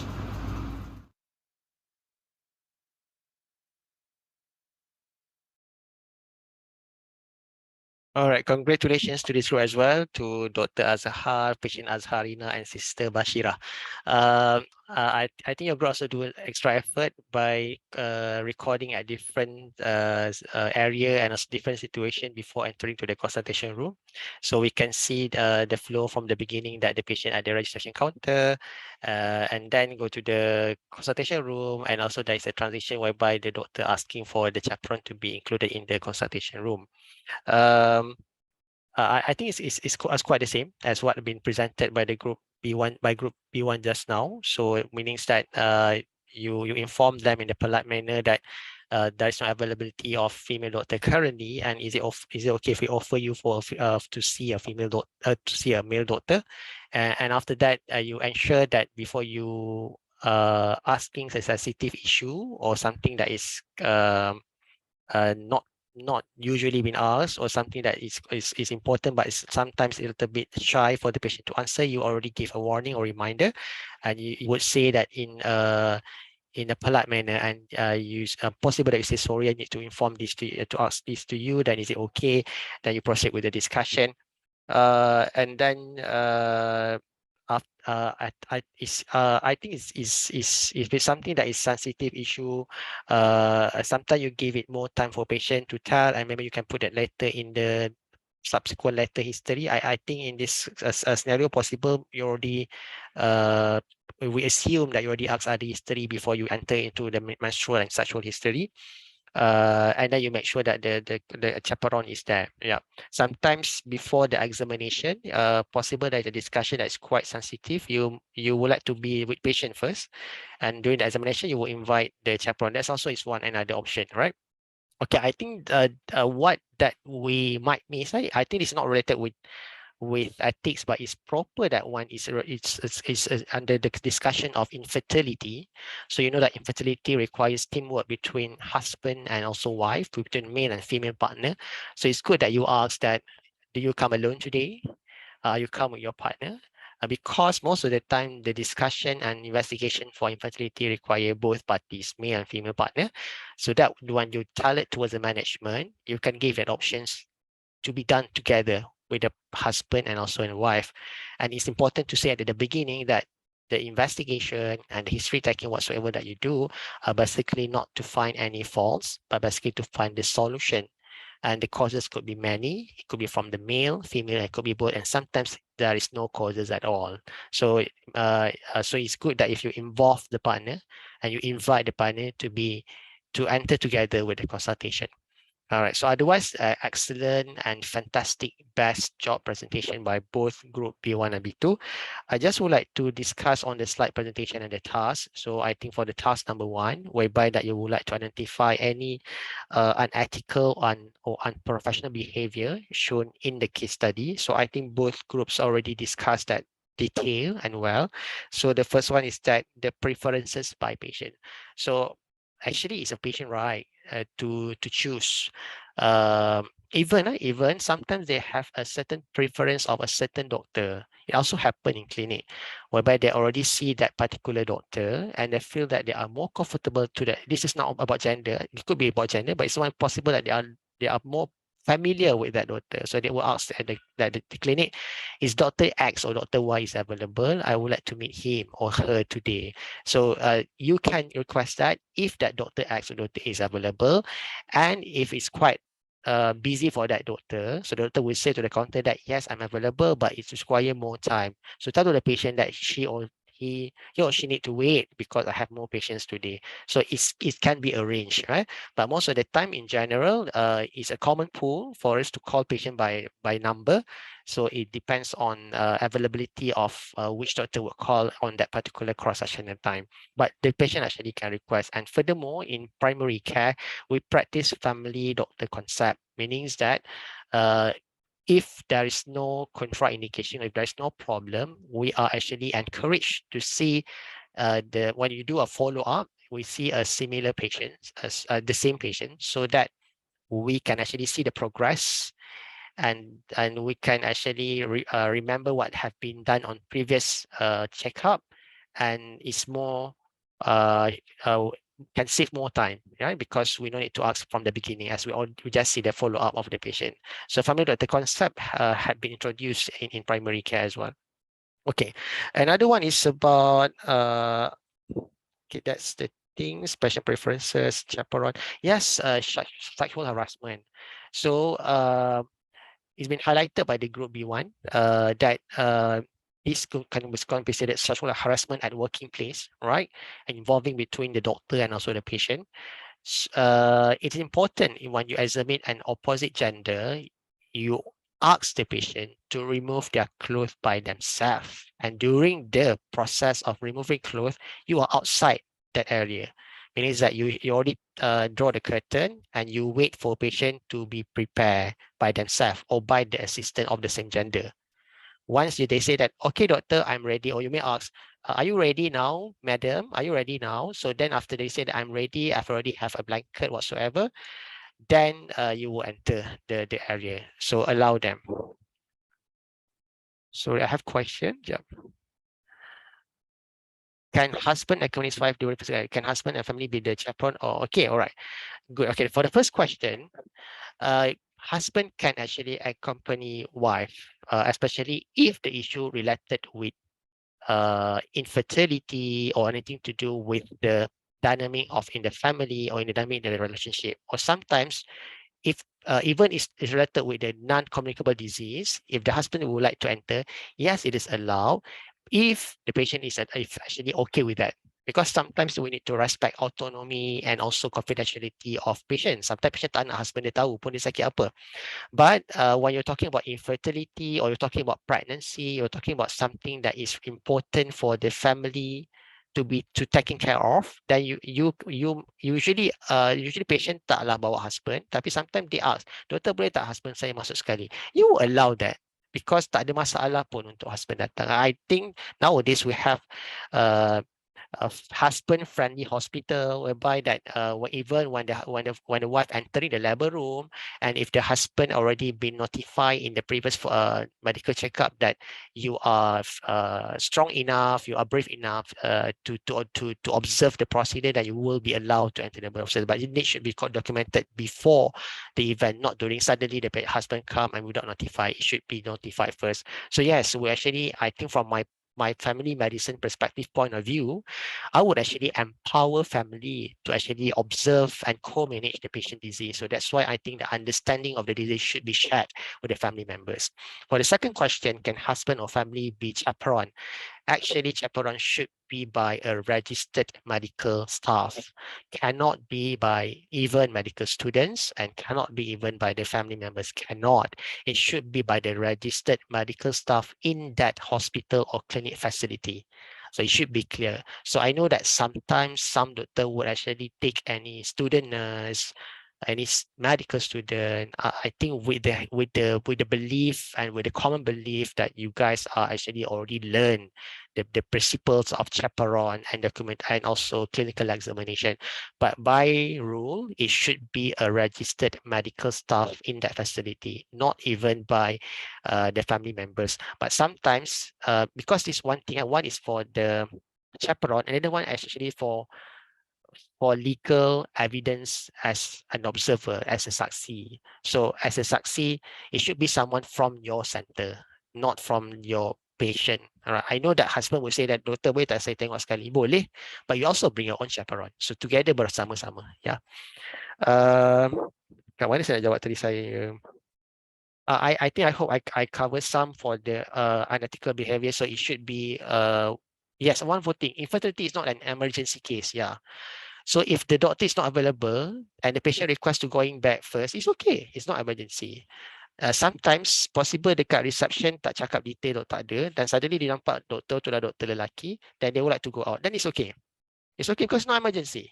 But if I think it's highlighted by the group just now that if it's life-threatening condition, then therefore you need to protect the Makasih Syariah, which is the essential in terms of life, then therefore the autonomy to choose gender should be lower down. It should be to save the life of the patient, even by any gender of the daughter. But now it's infertility, it's just a stable condition. So the request and the autonomy of the patient should be respected, which means that he or she will request a certain the similar gender of the daughter. Okay. All right. I skipped task number 2 because I think it's very clear by both group. Task number 3 is debatable. Is something that is controversial. Like I know that some will actually recommend that women should be more involved with ONG's specialty compared to other specialty. I would say that sebenarnya saya sangat kagum. I'm really impressed with a woman who would like to be ONG specialist, because ONG department itself is actually quite challenging, require a lot of energy and frequent on calls. So I think women who actually volunteer to do ONG specialists are those are very determined and also have that good support by the family as well, especially the husband, to perform this very honorable job. The other department also the same, yeah? They are the same. So but now we're talking about ONG. So there's no such thing as one department is inferior or superior than the other. But I would say that ONG particularly is involved a lot of you need to taking care of mother as well as the fetus. So and the delivery is something that can become anytime, and it's unpredictable of the outcome. So you need to be there, I think 24 hours if you are the ONG person. But for me, it's open to all genders. Even though it could involve with aura, I think anything that we do, it depends on our niyyah. Our niyyah. Everything is beginning with niyyah. So if you are doing that with the sake of performing job to give the benefit of the patients, and you're only doing that for that particular time, I would say that even though you need to see an aura of your opposite patient, it's only for some small amount of time. Nowadays, when you're talking about Sharia compliant hospital, or even nowadays, most patients are aware about the importance to cover aura during the examination. There are certain costume that they can wear during delivery, which means that it's already covered their genitalia area, and it's only need to be there's a zip. I think there's a zip. There's a flip up that just need to be removed for a while when they need to do some injections, and then that will be covered just genitalia area for delivery, and the rest will be covered. Even my wife, when go for delivery, she wear that costume, and it's accepted by the hospital. So I would say that there is a lot of things that we can modify to make it more Sharia compliant, even though opposite gender, even though the delivery will be conducted by a male doctor.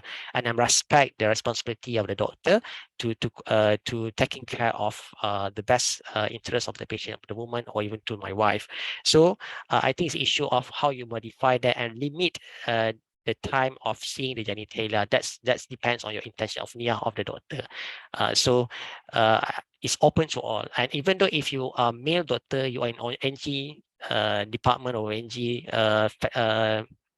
discipline, does not mean that you always see that genitalia or no, because you could be involving with cancer, for example, gynecologists you might involve with uterovaginal prolapse.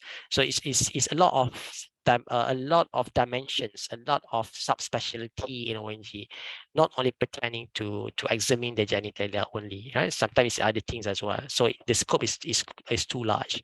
So I would say that whoever, it depends on your which that you feel that is comfortable with you and you are confident to do that specialty. Just proceed with your dreams. Inshallah, with your niyyah is to give benefit to others. Allah will ease your journey and task. I think that's my opinion and comment for this task. Any question or any comment that I would like to listen from any person or any participant?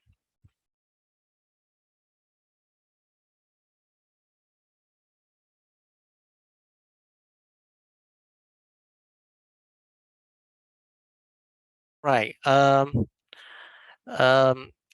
Okay. To control emotion because we are tired, sometimes it's very difficult. We need rest, actually. We need rest. So that's why important for the clinic manager or actually the head of department or even the matron or sister see the trend of patients coming on that day, right? Because tak setiap hari ramai patient, tak sebanyak masa ramai patient.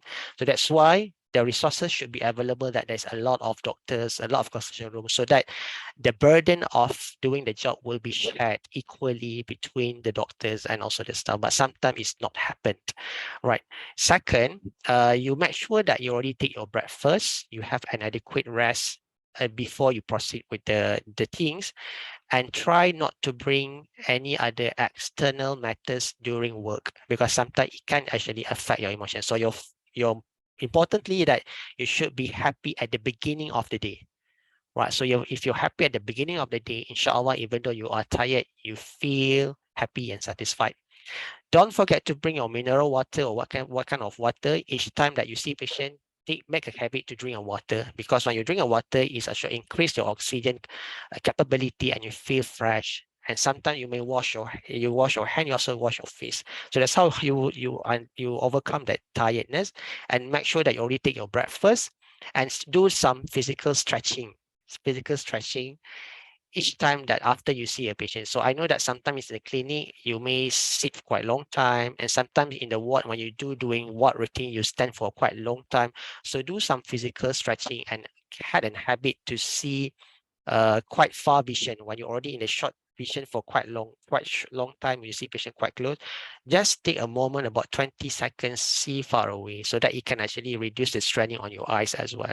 So I think first, how to manage that, it should be by the clinic facility manager and also by you yourself, because we can't control the number of patients. So the clinic manager should observe the scenario and ensure that the running of the system is running smoothly and adequately, widely been shared with all the rooms, right? And every room should be available. And if there is a shortage of doctor, it should be announced at the reception, and so that the patient understand the situation and does not cause any anger moment to you and cause more burden to you. Because sometimes the tiredness is not because of physical burden, but sometimes emotional burden that you highlight just now. So you should be happy. And for yourself, I mentioned just now, you should be happy at the beginning. And you should begin your day correct. Because the moment that is fault in the beginning, the entire session will be wrong. So you make sure that you correct. So make sure that you feel happy, meaning that you already take your breakfast, you already perform your solar, you have a good relationship with your family before you leave the home. Everything task is settled, that you enter with your intention to do benefit to others. And even though you do more than others, but you know that reward will be there. And make sure that you have together with you water and do some physical stretching to overcome that tiredness. Inshallah, the tiredness can be resolved if you not expect anything in return from patient. So some patient will say thank you to you, and some patient will not say thank you to you. But if you don't expect anything from patient, but you expect the reward from Allah, inshallah, the tiredness would not that really feel by you, inshallah. So I think it's required physical and also emotional and time management, and you begin with a correct manner at the beginning of the session. To control emotion, whenever that you feel tired, make sure that you rest for a while. Sometimes you need to rest a while. For example, like do some light walking.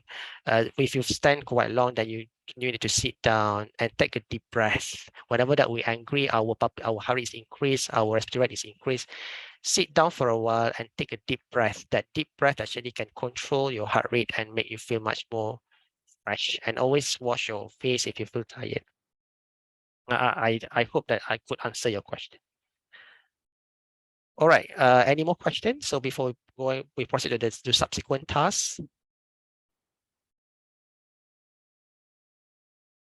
Then, if not, we go into we invite group from group E1 to present their presentation. So group E1, the case is about refusal of treatment. I would like to read the scenario. Right, for group E1. Sorry, I need to open the PDF. Okay, a 36-year-old Malay lady, a mother of 4 children, presents to you with a month history of a breast lump. Upon investigation, she was diagnosed as early breast cancer and no other signs of metastasis. She was informed about the diagnosis, prognosis, and options of treatment, including operation and chemotherapy. She said that her youngest daughter is still breastfeeding. She discussed with her husband and they decided that they don't want to go for treatment and planning to go to Tok Bomo. The doctor in charge was not happy with their decision and persuaded them to reconsider the proposed treatment, which is a better option. In the midst of persuasion, the doctor showed his anger and told them that should anything bad happens as a result of their bad decision, they should not come back to the hospital. So group E1, proceed with your presentation. Thank you.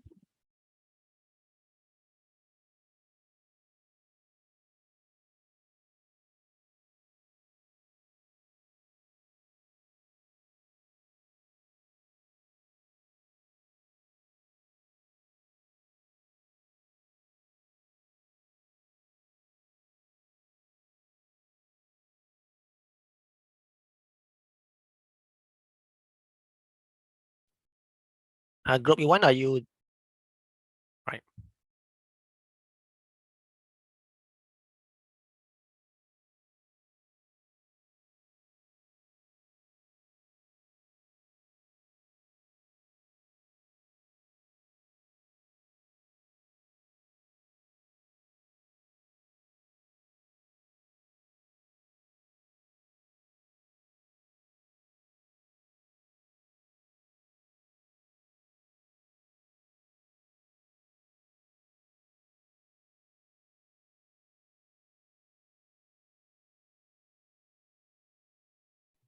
Assalamualaikum. Can you hear me, Doctor? Yes, I can hear you.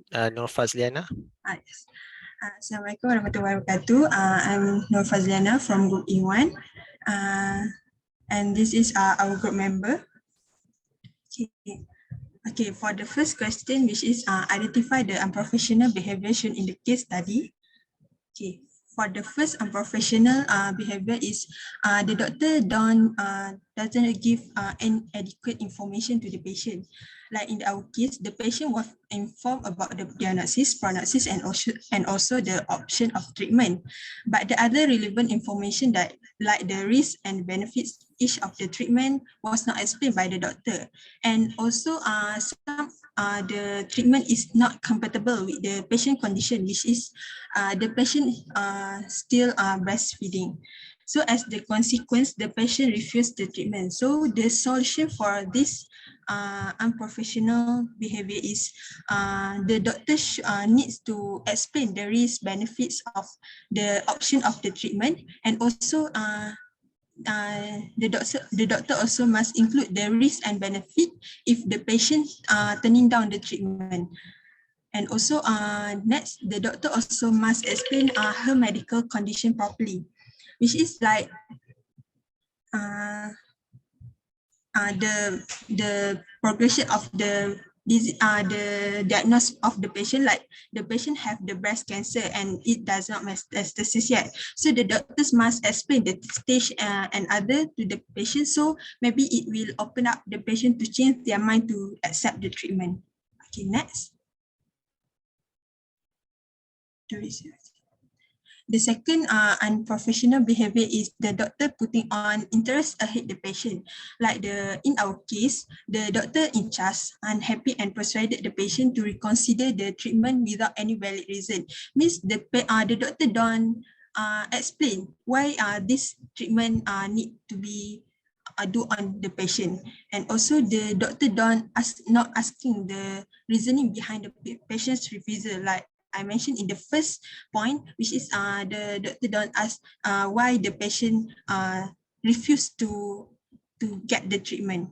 So the solution is the doctor needs to identify the patient background and also the condition of the patient. Like the patient is worried if the treatment can affect when she's still in breastfeeding phase. And also the second one is the doctor must use moral and ethical manner to convince the patient. So if the patient refuses, means the doctor must try to persuade the patient with a good manner. So but still, if the patient refuses to get the treatment, the doctor must respect the patient's decision. The next. The third one is the doctor show rudeness toward the patient. In our case, the doctor show his anger and when the patient refused for the treatment. And also the doctor also told the patient do not come back if her condition worsening. So the solution is the doctor must ask the patient to sign the refusal consent first if the patient refuse to get the treatment. And the doctor also must let the patient know that they also has the right to continue the discussion at later time or even change their mind. Means patient can go back to their home, maybe can discuss again. If they change their mind, they can come back to the doctor, maybe to receive the treatment back. Okay, I think that's all for the first question. I pass to the next question. Assalamualaikum everyone. My name is Muhammad Ashraf Ahmi.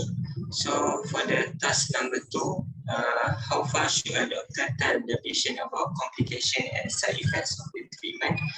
So by the time doctor should explain about doctor should explain about the stage of the tumor, whereby now the patient is mengidap kanser payudara.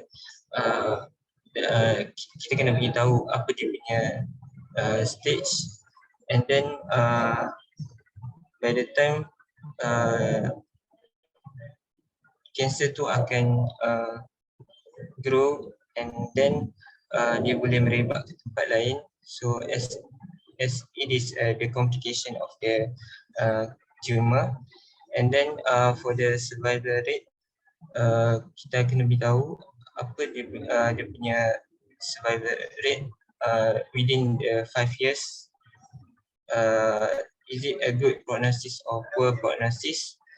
And then we should tell about other patient with the same condition and show progress, which is we give them example of another patient, and then patient will feel what will happen to her too. Like we review the how the patient feels, and then by the time the patient cannot breastfeed the daughter with her current condition, because it will complicate more. It will harm the daughter. And then also we should show the support, whereby the patient should ask for support group, which is we can find in the internet. As you can see, there is Breast Cancer Foundation that they will share about their own experience and spread awareness how the past experience between the survivors. Okay, so next slide. So about the side effects of the treatment, we should ask about what will happen to the patient after doing the chemotherapy and surgery. Macam kalau puan tahu apa yang puan akan dapat selepas buat chemotherapy. So patient usually expect the chemotherapy will the side effect will be loss of hair. So this allow us to understand what makes them uncomfortable with the options of the treatment. So then we explain step by step how we do the chemotherapy and surgery with the side effect of the treatment. As such, we kita explain one, kita akan bagi ubat untuk, pertama sekali kita akan bagi ubat, dan ubat tu dia akan pergi kepada sel yang cancer cell, dan dia akan bunuh cancer cell tersebut. And then dengan side effect sekali, puan memang akan mengalami keguguran rambut, tapi by the time rambut tu akan tumbuh semula. So another thing about the side effect of the chemotherapy is vomiting. And then puan jangan risau pasal muntah-muntah tersebut. Kita akan bagi ubat untuk kurangkan the side effect, the muntah-muntah tersebut. And then we also tell them how to reduce and elicit the side effect to comfort them. And then we give them support and be positive to empower them, to keep them stronger. And then finally, don't lose hope from Allah.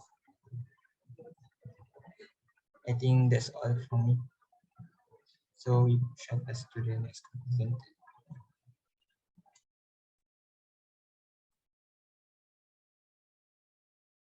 So, Assalamualaikum warahmatullahi wabarakatuh. So my thesis is the role spouse or close relative in decision making. If the disease progress as a result of a refusal of treatment, who shall be responsible for it?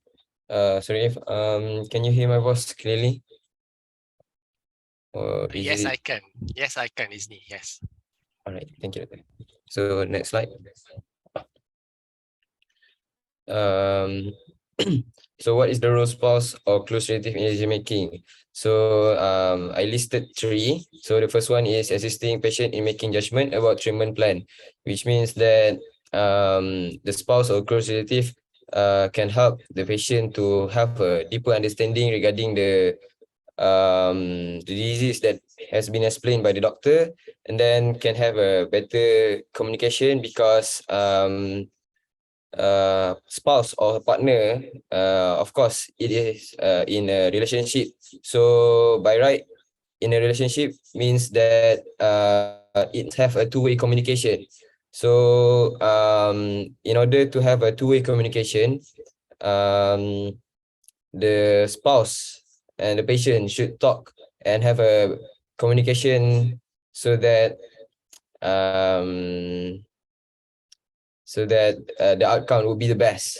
And then it is for backing up, which means that of course, when the patient knew that she has cancer, breast cancer, so of course she will be sad, not happy, depressed, or maybe down. So the partner of the spouse should back up her so that she would be in a good mood and can decide which is the best for her. And the second point is to ensure patient compliance to treatment recommendation. So it means that if the doctor said that there are three treatment options, so the first option will be the best, and then the spouse and then the patient agree with the doctor's recommendation, and then but somehow it's still she still have some doubt with the first option, so she needs some support from the spouse. So the role of the spouse is to convince that the first choice is the best choice for her. And last is managing the expectations or the complications of the treatment. So of course, every treatment have its complications. So just this is what literally what Arshad has explained just now, which is the side effects. So Arshad has explained all about the controlling the side effects, water and so on. So next slide. So if the disease progresses as a result of refusal of treatment, who shall be responsible for it? So from my point of view, this is not a right or wrong question. So in my personal opinion, if a patient refuses therapy or medicine, the first task is to make a certain that he is told about the possible consequences of his decision in language he understands. So what it means that is, if the patient insists to refuse the treatment, so we must ensure that he is aware and notice about the consequences if she or he doesn't want to doesn't want to proceed with the treatment. In a language he understands means, if he speaks English, then we must explain in English. So it shall be the patient's, from my opinion, it shall be the patient's responsibility if the disease progress is inconceivable. So I guess that's it for my task. Thank you. Bismillahirrahmanirrahim. Assalamualaikum. My name is Fatina Amran Jasman. So today I will be presenting about the balancing between the responsibility and treatment. Okay. So for my understanding about this question, I would like to put myself in this patient's shoes. So we are being diagnosed with the early breast cancer, and getting the treatment is very important, but we also have some responsibility to do. Example, working for family. So how we want to manage it. So first of all, I would like to talk about the responsibility. So human responsibility and roles are divided into 5 main ones. First, responsibility to Allah, responsibility to society, responsibility to family, children, responsibility towards their parents, and also responsibility toward oneself. So it's mean like a responsibility about taking care of ourselves. So for treatment, daripada Anas bin Malik radhiyallahu anhu, Nabi SAW bersabda, maksudnya sesungguhnya Allah ketika menciptakan penyakit, diciptakan juga penawar. Maka berubatlah kamu. It means that every disease that are being created by Allah, there are also a cure. So we must seek for a treatment. Okay, next slide. Okay, so how we want to balance between the responsibility and the treatment. So first, we need to start with the family discussion. So when we are become ill, we need our family to be by our side. So teamwork in the family is important when taking care of someone ill. So we need to arrange time and place to meet as a family. Make sure everyone is presented so that every members can get a chance to offer helps and opinion. It is also to notify the family members to be alert if anything happens to the sick person. So secondly is asking for help. So beside of the family, we can also ask our friend or neighbor for help. So for example, neighbors can help buying the groceries when they went out, and family members can also taking care of the children. So by this, it helps to lift the burden or the responsibility of the patient. Okay, next slide.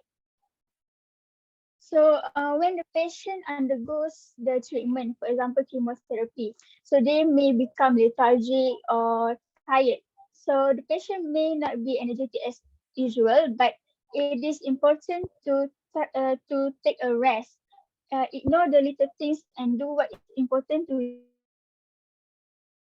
you, to the patient, which is to take a rest and care about ourselves, because we can ask help from others to do some things. Okay, so fourth is eating well is very important, because the body needs food to build the tissue and restore the strength after the treatment. So this is one of the responsibility toward oneself, is about taking care of ourselves. Okay, so Islam has given flexibility to the patient to pray according to their abilities, as mentioned in the hadith narrated by Imran Hussein. Rasulullah SAW bersabda yang bermaksud solatlah kamu dengan cara berdiri. Jika kamu tidak mampu, maka hendaklah duduk. Jika tak mampu juga, maka hendaklah kamu solat secara berbaring. So it's mean like Islam has already given the flexibility. It's already easing the burden of the sick person to perform solah. So if we are unable to stand up, you can sit down. If we are unable to do so also, you can also pray while lying down. Okay. So next slide. So the question is, can the patient work while in the treatment? So whether the patient can continue working, it is depend on the treatment and how it affect the patient. So for some treatment, patient may need to stay in the hospital for a few weeks or more, but most patients can continue their works during the treatment. So the patient can reschedule the treatment in the afternoon or the day before the weekend, so the works is not interrupted as much as possible. If the treatment make the patient tired or lethargic, temporarily adjust the work schedule. So the patient may be one of the other alternative is the patient can work part-time or work from home. Okay, that's all from us. So we can proceed with the video.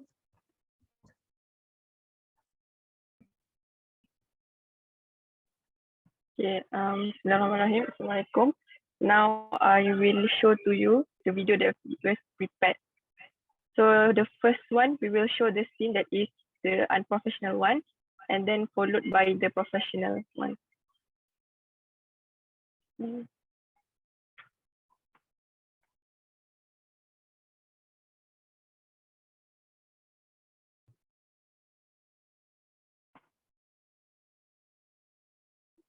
Wait a minute.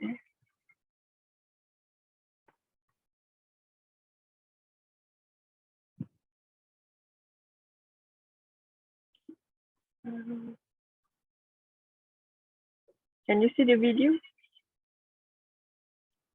We can't see. We haven't. There's no video yet. No video. Alright.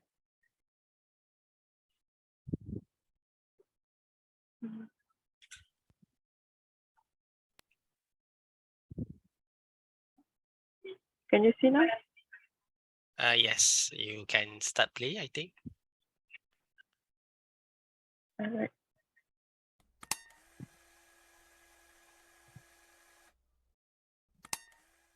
This is Debbie. How are you? Fine, okay, thank you. How about your baby? She's also fine. So cute. Okay, so now based on last appointment, so we have done investigation on your breast lump, And now I want to tell you about the result. So, okay, I want to tell you about the news. So it is a bad news. So I hope you are ready. So are you ready with it? Can I tell you now? Yes, okay, please.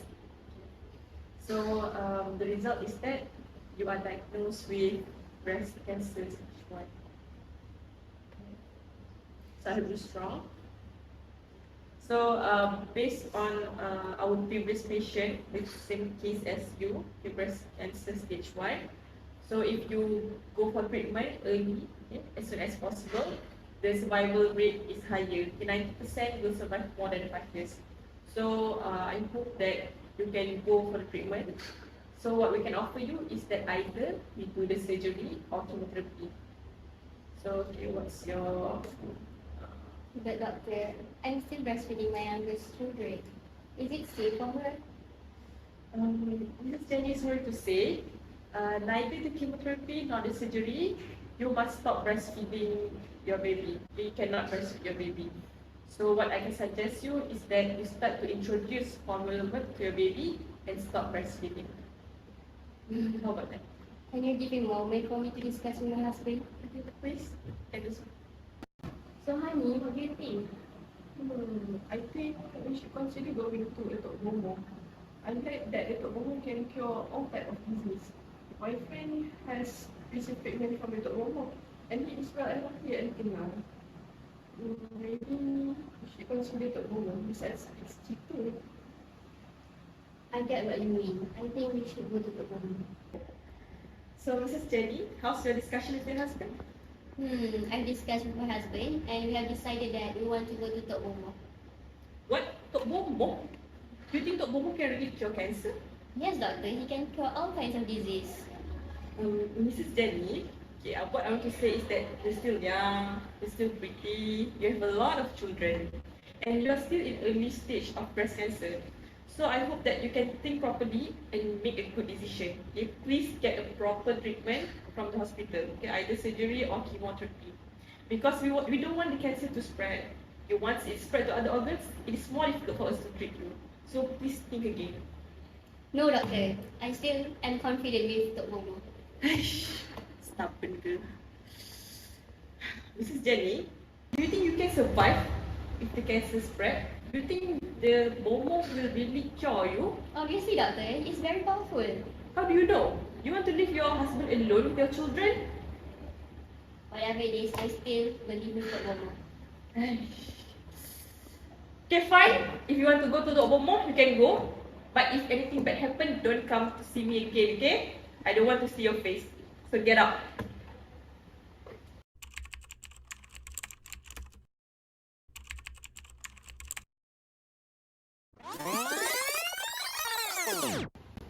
So, Mrs. Jenny, how's your discussion with your husband?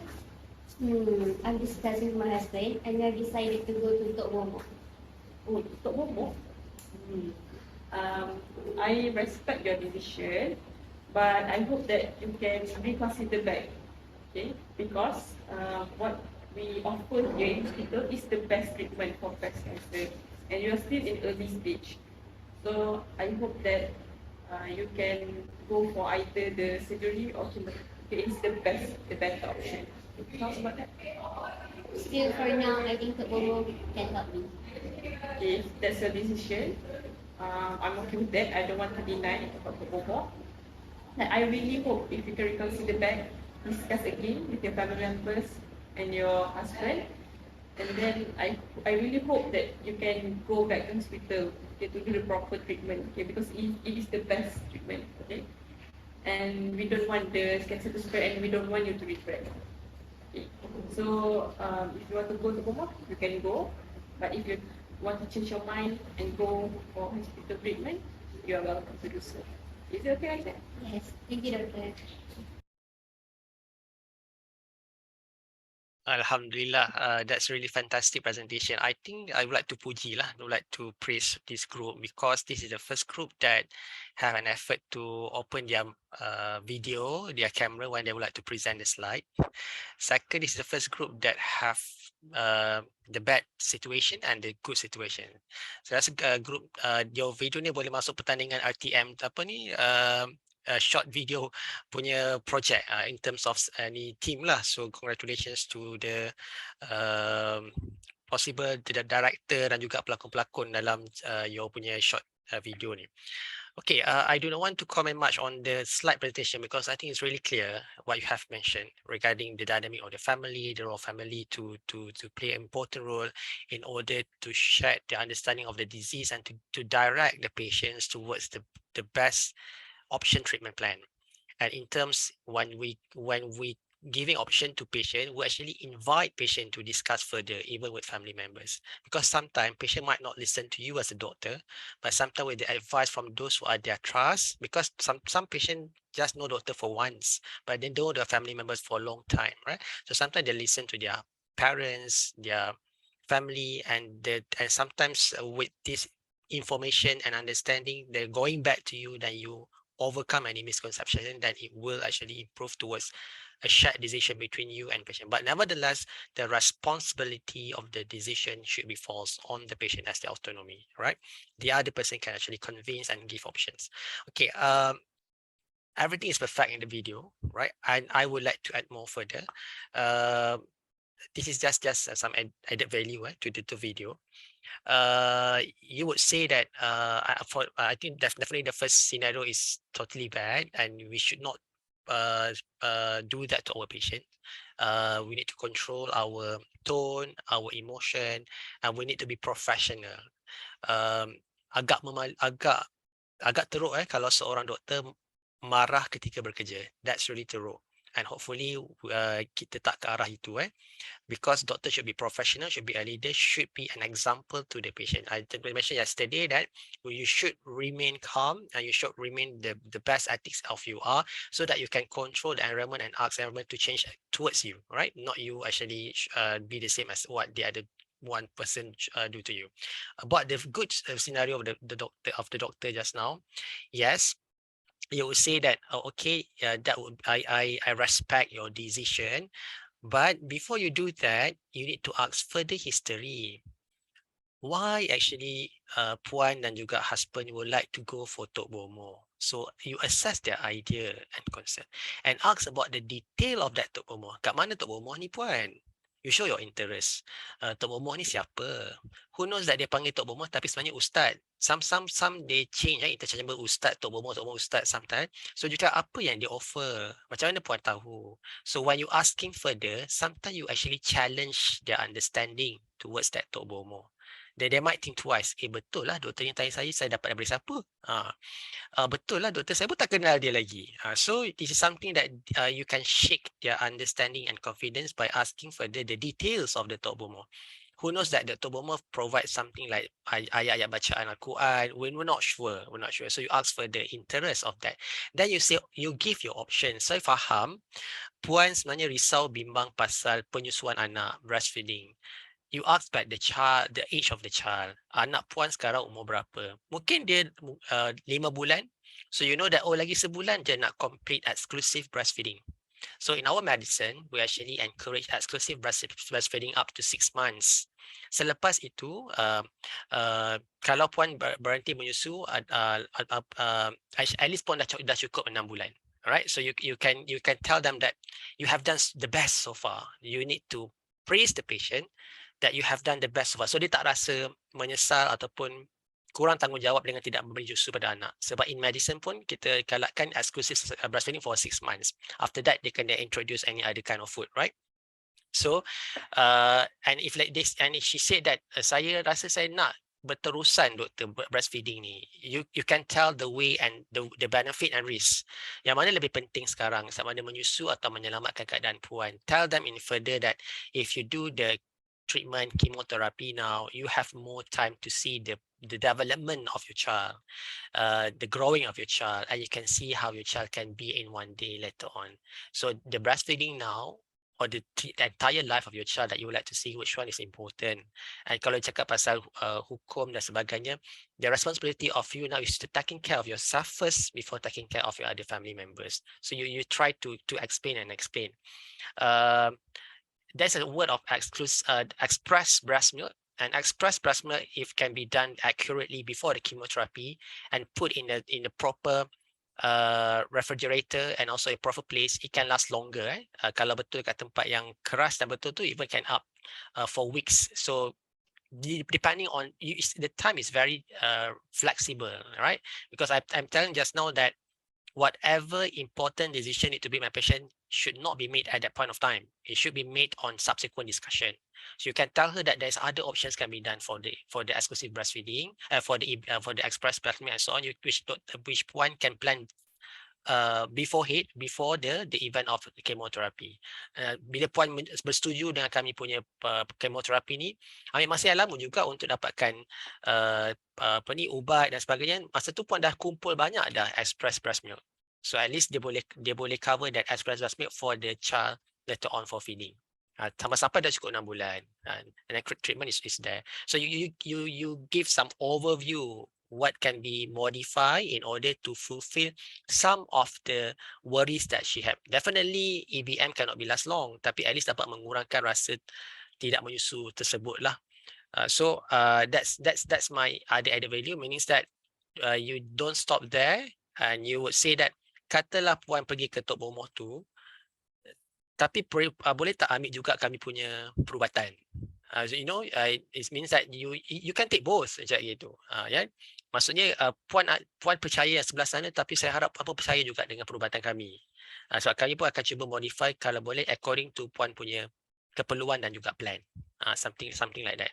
Alright? And you always say at the end that kalau pesakit ini still deny and do not want, you can tell that my door is always open to you to come at any time. Never put blame on yourself, whatever happening tomorrow, because we are here to help you. So you open like no wrong door policy in your clinic. I think that's my added value. I think before we open for any question, thank you, Aisha. Thank you for your wonderful team energetic presentation and good video presentation just now. Maybe we invite another group, E2.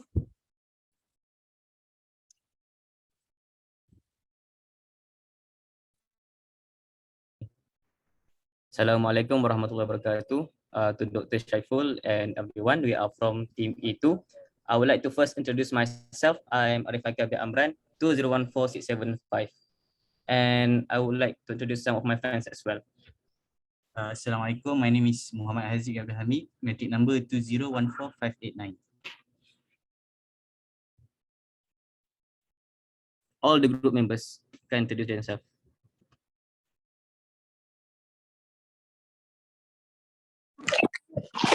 My name is Cikgu Naima. My name is Najihan Nur Nadira. My name is Huda. My name is Hadi Husaini. And my name is Adriana Safia. My name is Ain Takiha. Okay, I think everyone has introduced themselves. Can Doctor see the presentation now? Yes, I can. Can proceed. Thank you, Arif. All right. Okay. Go back to the first slide. Okay. So our case, the fifth case, which is the same as before, the refusal of treatment and at own risk discharge. Okay. I think everyone is already familiar with the scenario, and I will continue to my task. Just the first one. The task is identify the unprofessional behavior shown in the case study. So the first one is that the doctor is showing emotional response. So he is showing anger. So this is actually very unprofessional from the doctor. Actually, emotional response is okay in certain situations. For example, when the doctor wants to show sympathy to the patient. So he can show a little bit of sadness in there. But anger is absolutely not the way to go when speaking to the patient. Right, and the second one is threatening. So the doctor kind of like saying that should anything bad happen as a result of their bad decision, they should not come back to the hospital. So it is threatening the patient. So the patient will be like, oh, I don't like this doctor because he's threatening all this time. I don't want to go to this doctor anymore. And the worst case scenario is the patient don't want to go to the hospital, and instead she want to go to the BOMO forever. So that is a long-term consequences that is done by the doctor himself. So we have to take control of our emotional response and our attitude toward the patient. So we will continue with the second task by Haziq. Okay, Assalamualaikum. My name is Haziq. I'm going to present about the side effects disclosure. So the question was, how far should a doctor tell the patient about complications and side effects of treatment? So first, we have to keep in mind of the principle of informed consent, which obligates the physician to explain possible side effects. So in this principle, we are obligated to tell all the possible side effects using this principle. So we think that, oh, maybe we should tell all based on this principle. So keep that in mind. Okay, but then we are aware of an effect, which is the nocebo effect. Nocebo effect can cause treatment to have more negative effect than it otherwise would have. So maybe the treatment will cause only certain side effects. But then when we, the doctor, tell the patient about some non-specific side effects, and then that side effect can happen. If we don't tell, maybe that side effect won't even happen because this is a mental or psychiatric. It depends on the mental. And then this contradicts the principle of non-maleficence because we know that we have to do no harm. This nocebo effect is contradict of that principle. In other words, this nocebo effect is the opposite of placebo effect. Meaning that if we tell the patient that some side effects will happen, and then that side effects will happen. But this will only occur in the non-specific side effects like nausea, headache, and not the specific side effects of certain drugs, only the non-specific. Okay, so knowing that there are nocebo effects, so now we have to control what we tell the patient. So what are actually the accurate description of adverse effects? What are the side effects that we have to tell? Okay, so we know that potential side effects depend on what is told to the patient. Meaning that there is no abstract truth because the side effects that will happen, the non-specific, specifically, is dependent on what we tell. So therefore, there is no abstract truth because what we tell, that will happen. If we don't tell, then maybe that won't happen. The risk is less. So therefore, there is no abstract truth. So what can we do to overcome this problem is that I show you a scenario, patient A and patient B. So example, in patient A, we describe both specific and non-specific side effects. But in patient B, we only describe the drug-specific side effects. So in patient A, when we describe both the specific and non-specific, it will develop a lot of symptoms, including the non-specific ones, nausea, headache. But then in patient B, when we only describe the drug-specific, it rarely develops the non-specific side effects. We only tell the patient the drug-specific side effects. Okay, so what is the best option?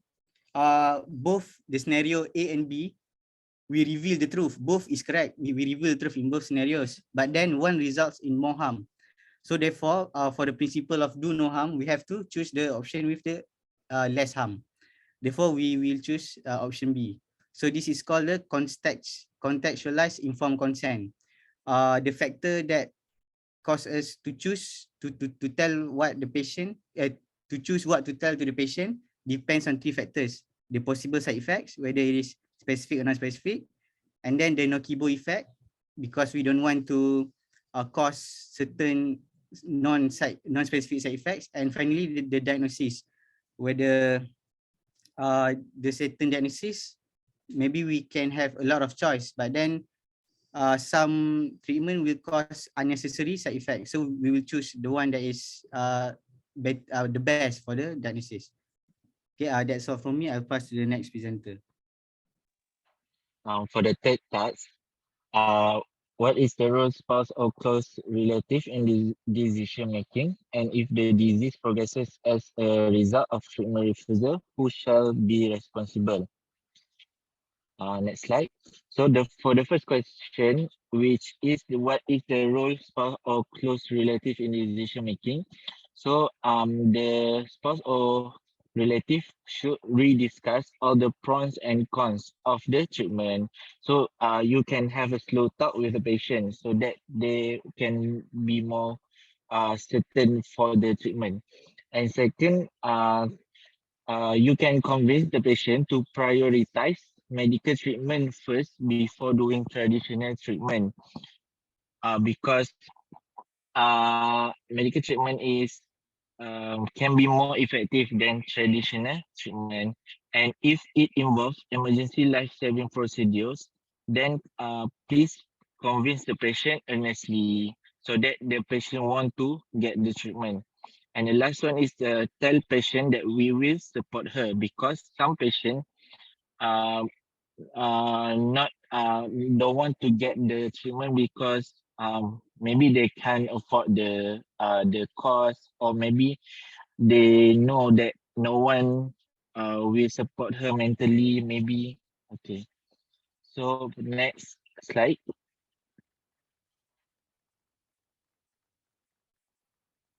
So if the diseases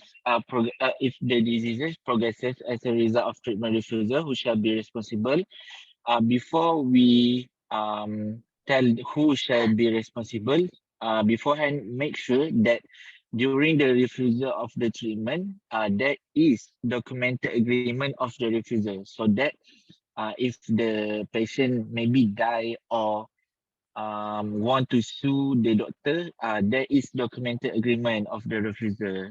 And shall be responsible is the patient, and the husband should be responsible for the progresses, but always welcome them if they want the treatment back.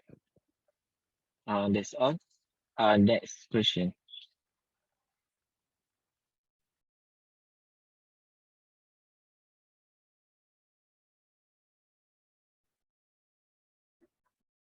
Okay, then now we'll continue with the fourth task, which is how to balance between responsibilities, family, work, and treatment. So the first thing for the patient is to do not left treatment for responsibilities. What I mean is this, by you sacrifice your treatment because you want to cash on to your responsibilities. For example, you want to work, you have to take care of your family. So this is actually very dangerous for you, because it is most important for us to take care of our health first, our life first. And then the other thing we do at this second, right? We put health first. But on the other end of the spectrum is we should not left the responsibilities for treatment. I'm saying this because when we cash on for the treatment and we left our responsibility, for example, we left our work, this will cause a long-term consequences to ourselves. Because if we do not work, for example, we don't have the money, then we cannot finance our life. We cannot buy food. We cannot get on with the treatment because we don't have the money. And this will end up cause a harmful effect to ourselves too, right? So we have to strike a balance between these two. So what is the solution to this is we have to have a great time management. So there's actually a lot of the management time is a skill of itself. So I only take the important ones to suit the specific of the patient. So firstly, we must prioritize. So there is actually a framework that has been provided by many specialists about management skill. So if you see here in the left top box, we have to prioritize on the important and urgent matters first. For example, if we have assignment that is we have to send in another hour, then we have to do that first. And then the second one, we have to focus on the things that is not urgent but still important. For example, we have assignment but we have to do it in another week's time. So even though it's in another week, but we still have to do it now, because things that is not urgent will eventually become urgent. So we have to keep in mind on that. So about the not important and not urgent, this thing is something that we should avoid altogether. For example, we do things like scrolling the media social, watching YouTube. That is not at all important in our life, so we can just put it away. Okay. Now then we have categorized all our tasks in important and not important and all that. Now we have a whole of tasks, then we can actually take that task and put it in our schedule. So for example, we have our task of going to the treatment or chemotherapy. Maybe that we have to go next week, so we put it in the calendar at what time and what date. Right. So the most important thing in this is that we have to know our limits. Okay, because this patient is someone who is having a life-threatening illness, so she have to have a lot of help from the family, from the close relative. She cannot do this on her own. She need friends to help her and family. I think that's all from me. Yeah, you have to go. We will continue with the fifth task, which is the video. All right. Assalamualaikum, puan.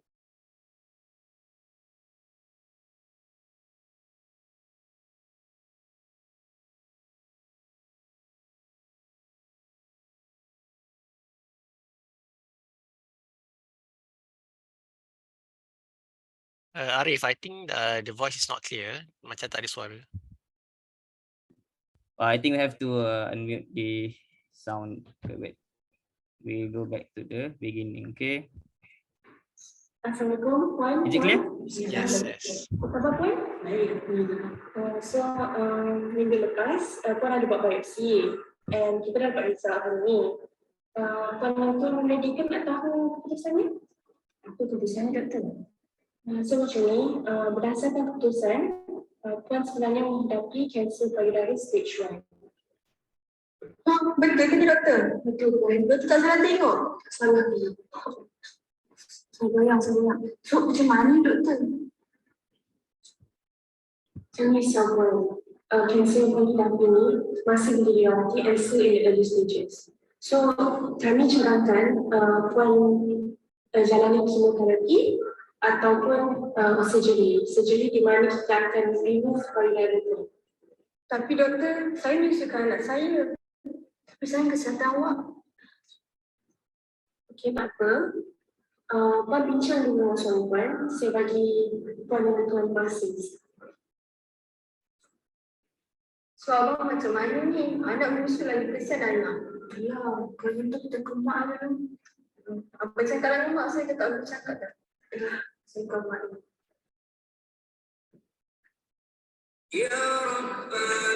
Macam tenang dengan jahit.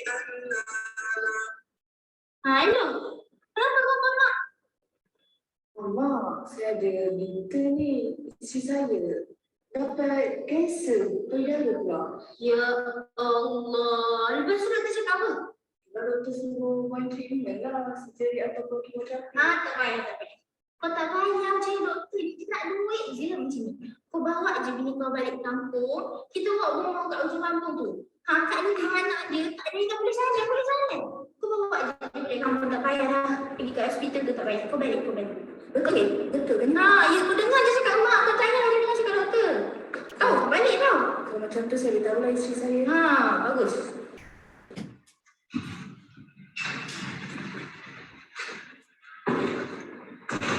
So macam mana? Tuan-tuan? Dah bincang? Dah. Doktor, kami ingat tak naklah ikut treatment ni. Kenapa? Sebab tak adalah. Mak saya kat kampung kata, ada untuk bomoh tu, boleh rawat sakit isteri saya ni. Jadi kali ini kami nak try lah cara tu. Atau korang percaya? So, korang percaya je lah? Bismillah puan. Kanser puan ni still dalam early stages. Saya rasa puan sangat bertuah. Just jalani rawatan yang hospital nak bagi je. Tapi doktor kami still nak bagi betul-betul. Tomo ni kurang.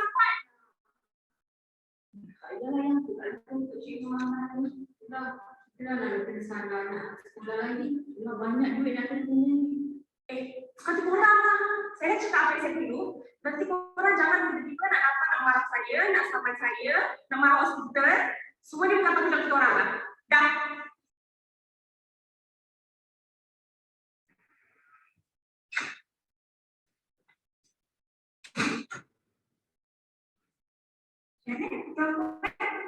Dah ni kan Mbak? Apa keputusan? Kami tak dapatlah ikut treatment ni. Boleh saya tahu kenapa Puan tolak jalan ini? Dan betul-betul tamat ke keputusannya? Padahal mak saya cadangan seorang dulu ni kata dia boleh rawat isteri saya. Tapi Puan makan dulu yang cadangkan. Sebab kami dapati Puan dah canceri stage awal lagi. So kalau kita buat rawatan segera, kebanyakan dia untuk sembuh tu sangat tinggi. So macam mana Puan? Saya bukan apa doktor, anak saya masih menyusul. Kalau saya buat rawatan, macam mana keadaan saya? Macam mana doktor? Saya kata, okey, macam ni lah. Saya bagi masa, Puan balik dengan ibu, tenangkan diri dulu. Puan fikirkan dulu masa-masa solat istirahat ke, lepas tu hari kalau masih juga Puan tak nak terima rawatan ni, Puan boleh datang sini ke sini. Kita boleh rekodkan secara hitam putih lah dalam dokumen. Tapi saya kena beritahu awal dekat Puan kata lepas ni ada benda Puan jatuh sakit lagi di sini, Puan tak boleh salahkan pihak doktor dengan pihak hospital lah. Sebab kami dah buat sehabis baik Puan. Macam mana Puan?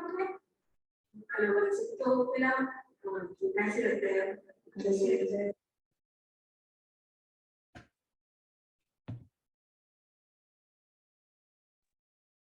Okay, congratulations to the group. I think this group is also practicing the same concept in the role play, whereby you start with the bad attitude ones, and after that followed by the correct approach of handling the scenario. And I think it's involved a lot of group members for this group. Ramai yang berlakon dalam cerita ni, so congratulations as well. Before I comment on the video, I just would like to highlight that I forgot to comment on the number 2 question, which is how far that we should inform about the disease, about the management and important information to the patient. So I think you would see the yes, I agree that we need to inform as if in the protocol about the information of the disease and the option of management, the side effect and so on to patient. But the amount of the information should be in a small portion in a different time. It should not be in just one time that you cover everything, because otherwise the patient cannot digest. Second, also depends on the education level and the background of the patient. So if the patient is coming from a non-medical person, or those that are not having high education or not really aware about the understanding of the disease, so sometimes you need to talk it in a slower manner, and also in a small amount, and you can tell that if you're not ready now, we can come again and we can talk about this again later. So I give you the information about this first, and after that it will give another kind of information to you, so you give it in a small amount. And sometimes, like mentioned by the previous question, that you would like to ask family members to come again as well, so that you can give the same information to all. And regarding the discussion, actually there's a role of family conference. The name is conference, but that's not mean it's a conference. It's meaning that it's a family meeting. So sometimes the parents have different options. The husband or wife have different understanding. So to come into a shared decision, you can actually invite them to come to the clinic and invite in a meeting room. And then in the family conference, you will be there and you tell them what is actually the plan by you. All right. Okay, regarding the video, yes, congratulations that you at the end of the video, the doctor actually tried to talk in the polite manner, in the soothing tone, so that the patient feel much more comfortable and feel that being respected by the doctor. But I disagree with the statement that at the end, that whereby the doctor say that apa-apa berlaku selepas ini adalah kesalahan puan. I know that is true, but no need to highlight that. Just keep it to yourself. Just telling that, tell the patient that, I mean, like what you do, that you would like to tell the patient that if you change your mind, please come to see us again, as we really appreciate your presence, even though it's late. And I will are more than happy if you come earlier than what it should be. And tell them that the treatment, if given early, would have much more benefit compared to late. But nevertheless, there is still a benefit if you change your mind. And tell them yes, we do believe that usually parents wants the best. In the scenario just now that you do, whereby the mak would like to convince the couples to actually take tok bomo, not the medical treatment. You will say that yes, usually a mother or the parents would like to have the best outcome for their children. But nevertheless, sometimes we need to talk to our parents as well and tell them that the situation now would be much different from their situation before, and we respect them, but it's good that to discuss further and make more time to discuss with your parents, and see what are the things that the parents have undergone before yang menyebabkan the parents actually choose that pathway of treatment. Possible they have some episodes that have occurred before. Mungkin they have a bad experience at hospital services. They have bad experience in terms of the way that the previous treatment was given. But tell the parents that experience does not mean that it will occur at every time. Nowadays, we are seeing a different doctor, the option will be different, and inshallah that bad experience will not recur again. So so always give option, and always give safety netting at the end of the discussion, that if certain things happen, for example, that you develop shortness of breath, you develop fever, you develop pain, even though now in stage 1 you don't have any other symptom except the lump, please come to see us. We would like to offer any other add-on treatment on that. So you would give some safety netting. So I think that's my added value. I'm planning to finish with all 10 cases. Kita buat 10 case pagi, 10 case petang. So we need another 4 groups left before 1 p.m. So after that we can rest for Zoho and also lunch. So maybe I would like to remind the subsequent group, for each group to limit the presentation for slide for 15 minutes. For 15 minutes, also try to make your presentation concise. I have a request now that group J2 would like to present. I'm not sure why, but I keep it open. Yes, we can invite group J2 to present. Thank you. Before that, any question pertaining to the issue just now regarding refusal of treatment and also involvement of the family members?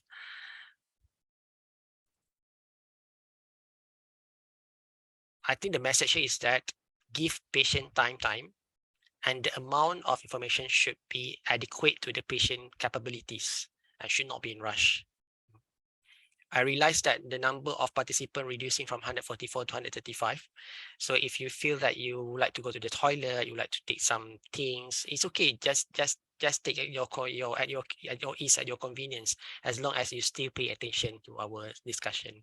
So we proceed with J2. Thank you.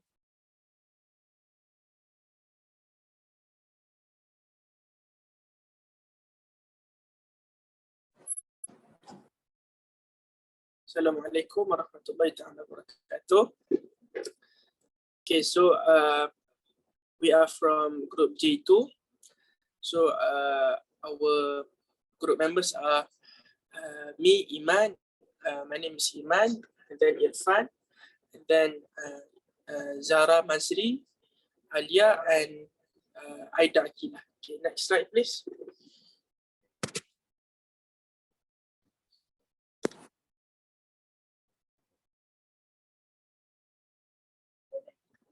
So first thing first, I want to read the scenario of our case is a parent was referred by a staff nurse to you because she refused MMR immunization for her 9-month-old child. Staff nurse has already explained that the details are regarding the safety of the vaccination, but the parent will still refuse. this lead to the quarrel and satisfaction of the parent to the staff nurse. The staff nurse informed that she has a right to give the best treatment of the child, and parent cannot neglect this.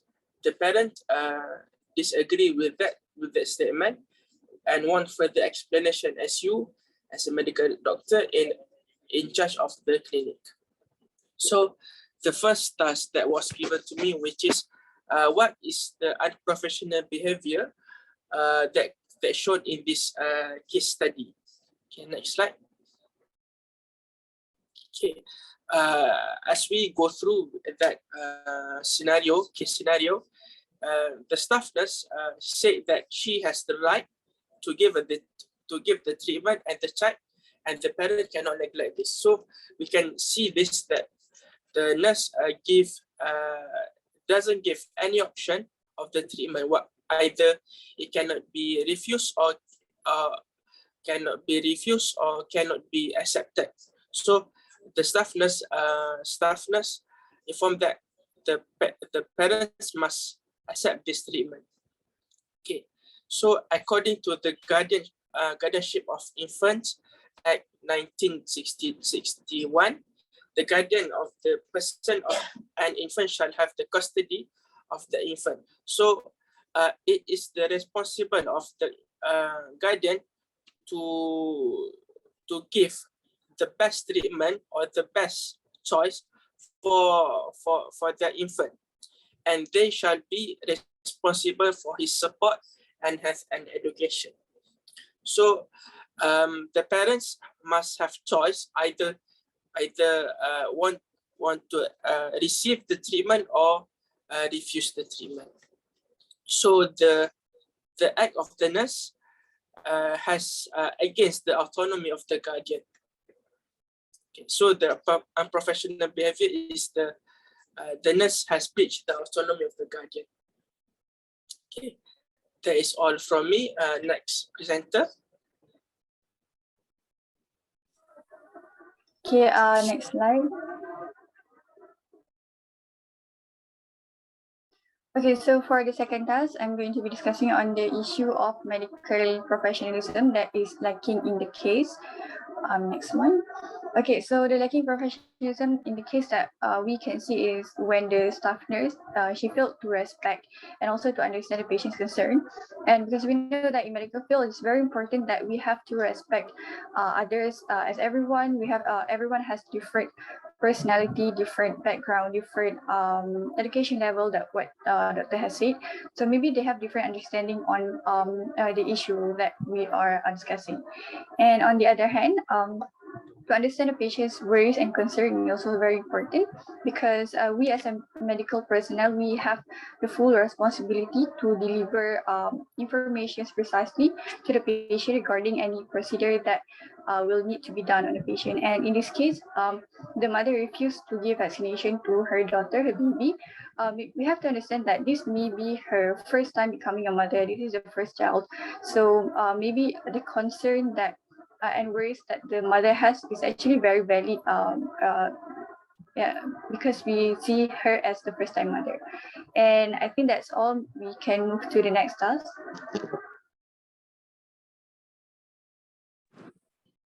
Okay, so next, what is the primary obligation of a medical personnel, and how would you react to such situation? Next slide, please. So the primary role of the medical personnel is to play a central and critical role in improving access and quality healthcare for the population, which means we give information, advice, suggestion, and procedures that will improve someone's health. So based on our case, the situation is the parent refused to get their baby for the MMR vaccination.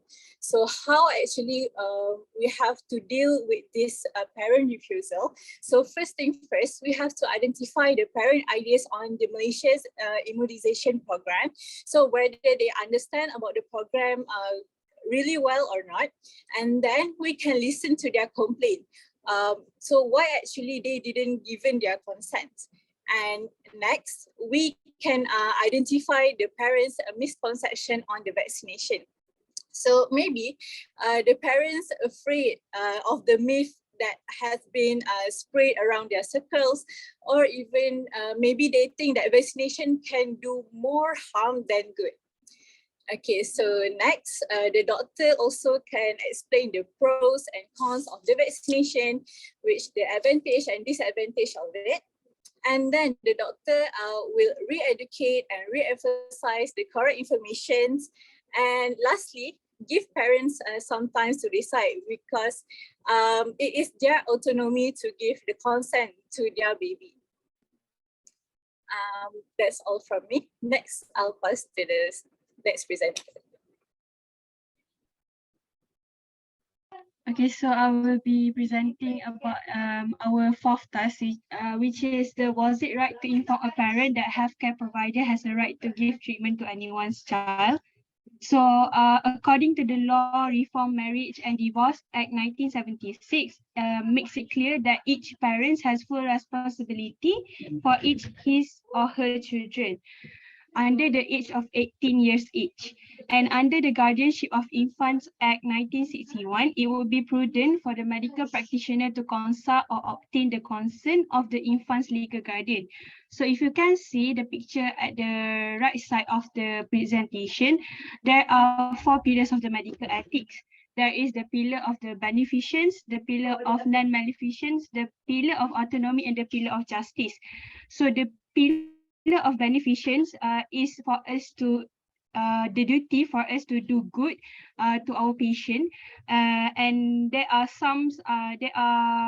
law reflects to these principles, which is under the pillar of the beneficence. There will be the negligence law. So if we are not doing our best as a doctor or as a general practitioner in advising our patient, we can actually be under the negligence law.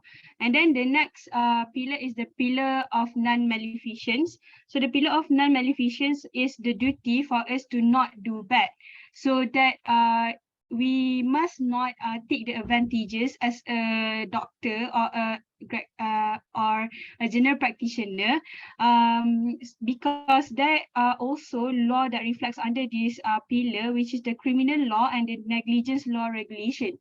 And then we have the pillar of autonomy, which we need to respect for the patient's right to self-determination, which is even though the patient's self-determination is the wrong determination, we need to still respect their decision.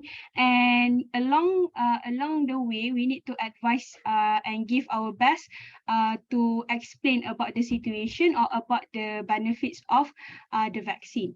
And then lastly is the pillar of the justice, which is we need to treat all people equally and equitably. So we know that our patient comes in different background. There are some from the VIP background, and there are some from the lower income background.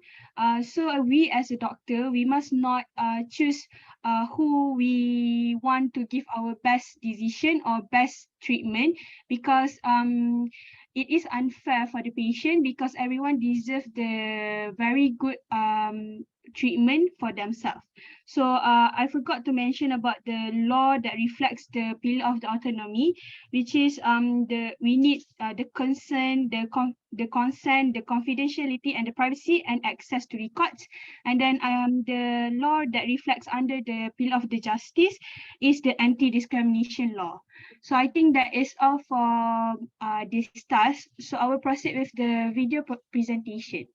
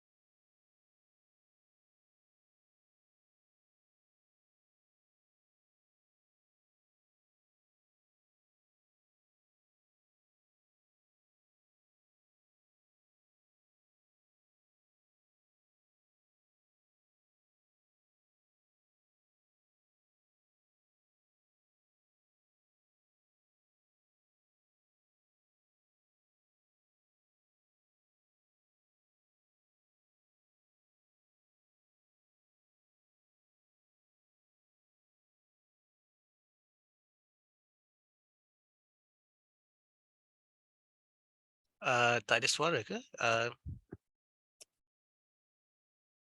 Okay, while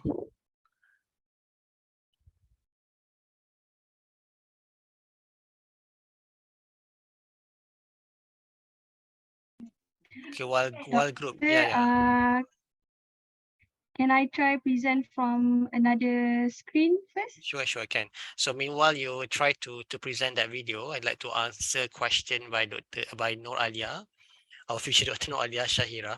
So basically, when the patient have a disease, you cannot breach the confidentiality, right? Except, like I mentioned yesterday, when the condition harming herself or himself and harming others. So when the patient refuse a treatment, you need to get an approval, or you try to convince the patient, why not you come again next time and bring your family members or even whomsoever in your family that actually suggest not to proceed with the treatment, or maybe you can come together with your husband so that we can discuss together. So family conference is the one that we done with the approval of patient. So it must be through a patient approval. Unless that you are noticed that something wrong or something that is endangering the patients. For example, when you do a contact tracing, definitely we need to find out where is the source of the infection. So it's actually under the regulation whereby we need to prevent the transmission of the disease through the community. So contact tracing, we need to get the information and also need to contact the family members. So again, this is by convincing patient to tell us what is the contact number of the patient, of the family members. For example, like PTB, pulmonary tuberculosis. Therefore, we need to get information of those family members in the house, so that is a contact tracing, and ask the family members to come to our clinic to do the screening for PTB, as the other one patient already got PTB in the house. So I would say that it's very depending case to case scenario, but the main rule is that we need to get approval or a verbal response by the patient that we need to tell the family members, or we need to persuade you to bring your family members. Yeah, but most of the time, if the patient say that I have actually a wife or I actually have a husband that actually do not want to proceed with this treatment, so you can tell them, why not you bring your husband together next time so we can discuss. And because sometimes the wife actually agree but the husband disagree, so difficult for the wife to defend. So you are the person in the middle person there that should actually tell to the husband with the presence of the wife why it's important to take the treatment. And if they still disagree, then you can just ensure to the wife that if you change your mind, you just come to see us as soon as possible, and these are the contact number of our clinic. And make sure that whenever the husband disagree, try to identify that if it's involved with any domestic violence as well. Sometimes the husband could be physically abused. So these are the things that you need to also inform to the patient, that what is your right to protect your health and to protect your right as well. I hope I answered the question, that the rule is to get the approval if by your means to get the approval and to inform the patient. Yeah. You can try with the J2 presentation for the video. Thank you.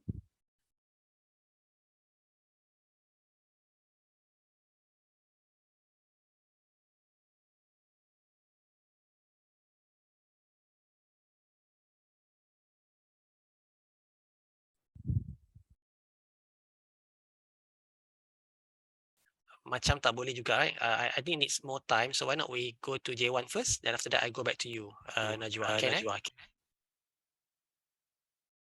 So we go to J1 presentation, group J1.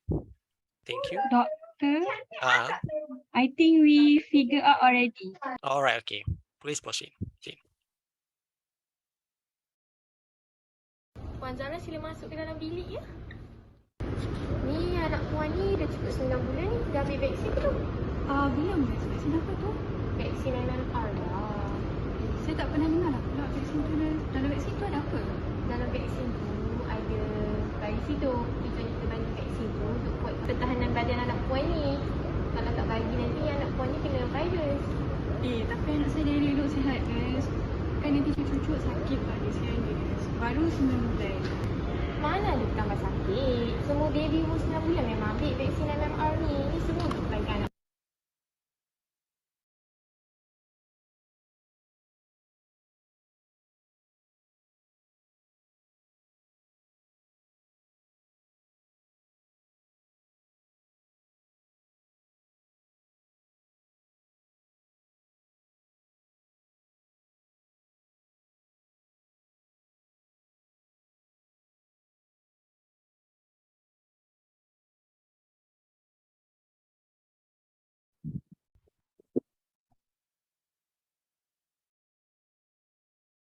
Nolia Najwa, I think it's my line is not stable or that side line is not stable.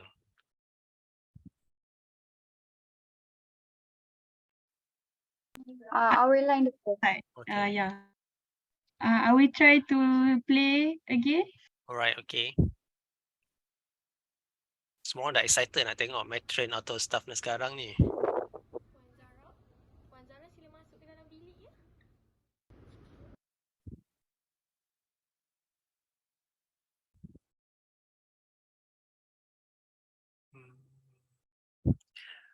I think why not we give J1 first, Najwa? Is it okay? Okay. Alright, okay. J1, can you present?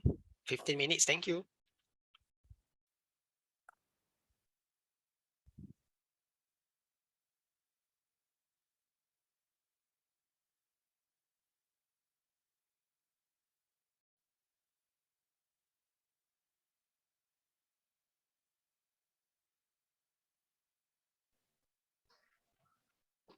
Can anyone hear me?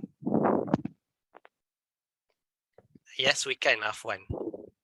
Okay, Bismillahirrahmanirrahim. My name is Muhammad Fashami. So we are from group J1. So for our case number 10 is about miscommunication. Our member consists of Filizah Nadia, Faizatul Husna, Siti Hani Izzati, Izzah Asmi, Nara Elisha, Izzah Iman, and my own self, Fashami. Okay, so for the first task, I would like to invite Brother Izul to present. Next slide.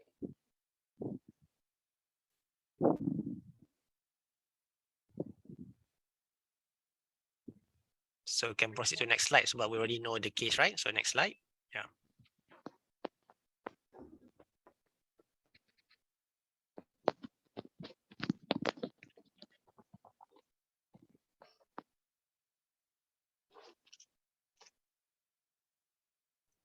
Right. Can proceed the presentation. I can't hear anyone. Okay, for the I will present task 1 and task 2 because it is related.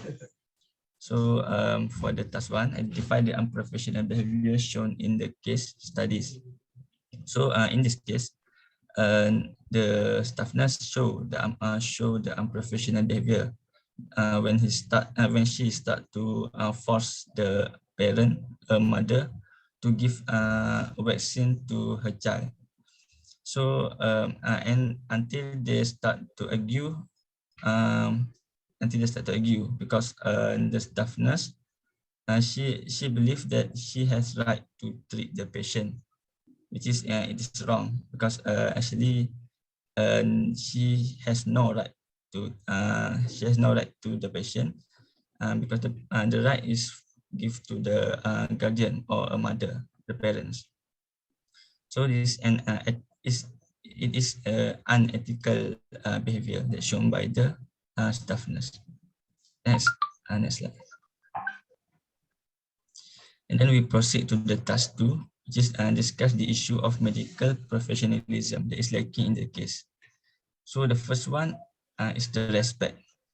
So as we know, as the healthcare provider, we need to have the consent from the patient before we proceed with any procedure or the treatment.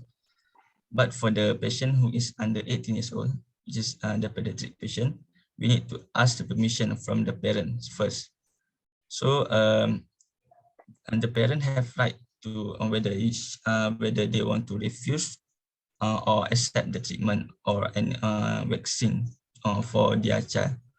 So what we can do is only to convince them, and any decision is up to them. For example, in this case, the parent, which is a mother, refused to let her child from getting vaccinated. So when she don't refuse to take the treatment, the vaccinated, what the staff nurse should do is she need to she maybe can try to tell why we need to take we need to let her child take the vaccine and what is the benefit behind it. So if still the parents do not want to get the vaccinated for her child, so we should understand and respect her decision. This is what we only can do. And then for the second one is patient the second one that is lacked in this case is the patient-centered. So patient-centered care is a method that where the care provider focus more on the patient problem instead of force them to take any treatment. So in this case, the staff nurse only talk about her work, which is she just want her parent. She just want to vaccine the patient instead of ask first to her parent why the parent don't want to give the vaccine for her child. Maybe because the child is still small, still very young, so the parent did not take don't want to take any risk. So we need to ask first why they don't want to take it, and we can slowly convince them. So convince them to take the vaccine. So I think that's all for the task 1 and the task 2. We'll go to the next task. Okay, so we'll next present the task 3. So what is the primary obligation of a medical personnel and how would you react to situation? So there are many primary obligations of a medical personnel like assessing the signs and symptoms of the patient, have a high medical knowledge, practice best learning and improvement, and so treat the patient. But the one that I want to highlight is the interpersonal and communication skill. Because of this case happen due to lack of communication skill. So first, not just doctor, but any healthcare workers must treat patient as individual and respect their dignity. We need to treat patient politely and considerately, and also respect their confidentially. Second, we must work in partnership with patient. So this is a doctor and patient relationship. We must listen to and respond to their concerns and preference. We must give patient information they need in a way that can understand. We must respect decision right to reach decision about treatment and care. We also must support patients in caring themselves to improve and maintain their health. And the third one is maintaining trust. The healthcare workers must be honest and act with integrity. So how would you react to such situation? So as a medical officer, when there is a case happening like this, first you must treat the patient politely, and we can ask them why they not want to take the vaccination. Like Brother Izu said, maybe due to the baby is still young, and the group mentioned that probably that they are still new parents. Other than that, for vaccination, I think we must distinguish anti-vax parent and parents that are reluctant to accept vaccination because these two are very different. Anti-vaccine are really opposing the idea to give vaccine. Meanwhile, vaccine reluctant parents, sometimes they are in doubt whether to give their children vaccine or not. But usually, after being consulted by the medical workers, they usually will give permission to give vaccination to their children. So next one, we must give information in the most easiest way so they can understand. We cannot use jargon, and we supposedly to use layman terms so they can understand easily. After that, whatever decision they have, we must respect it,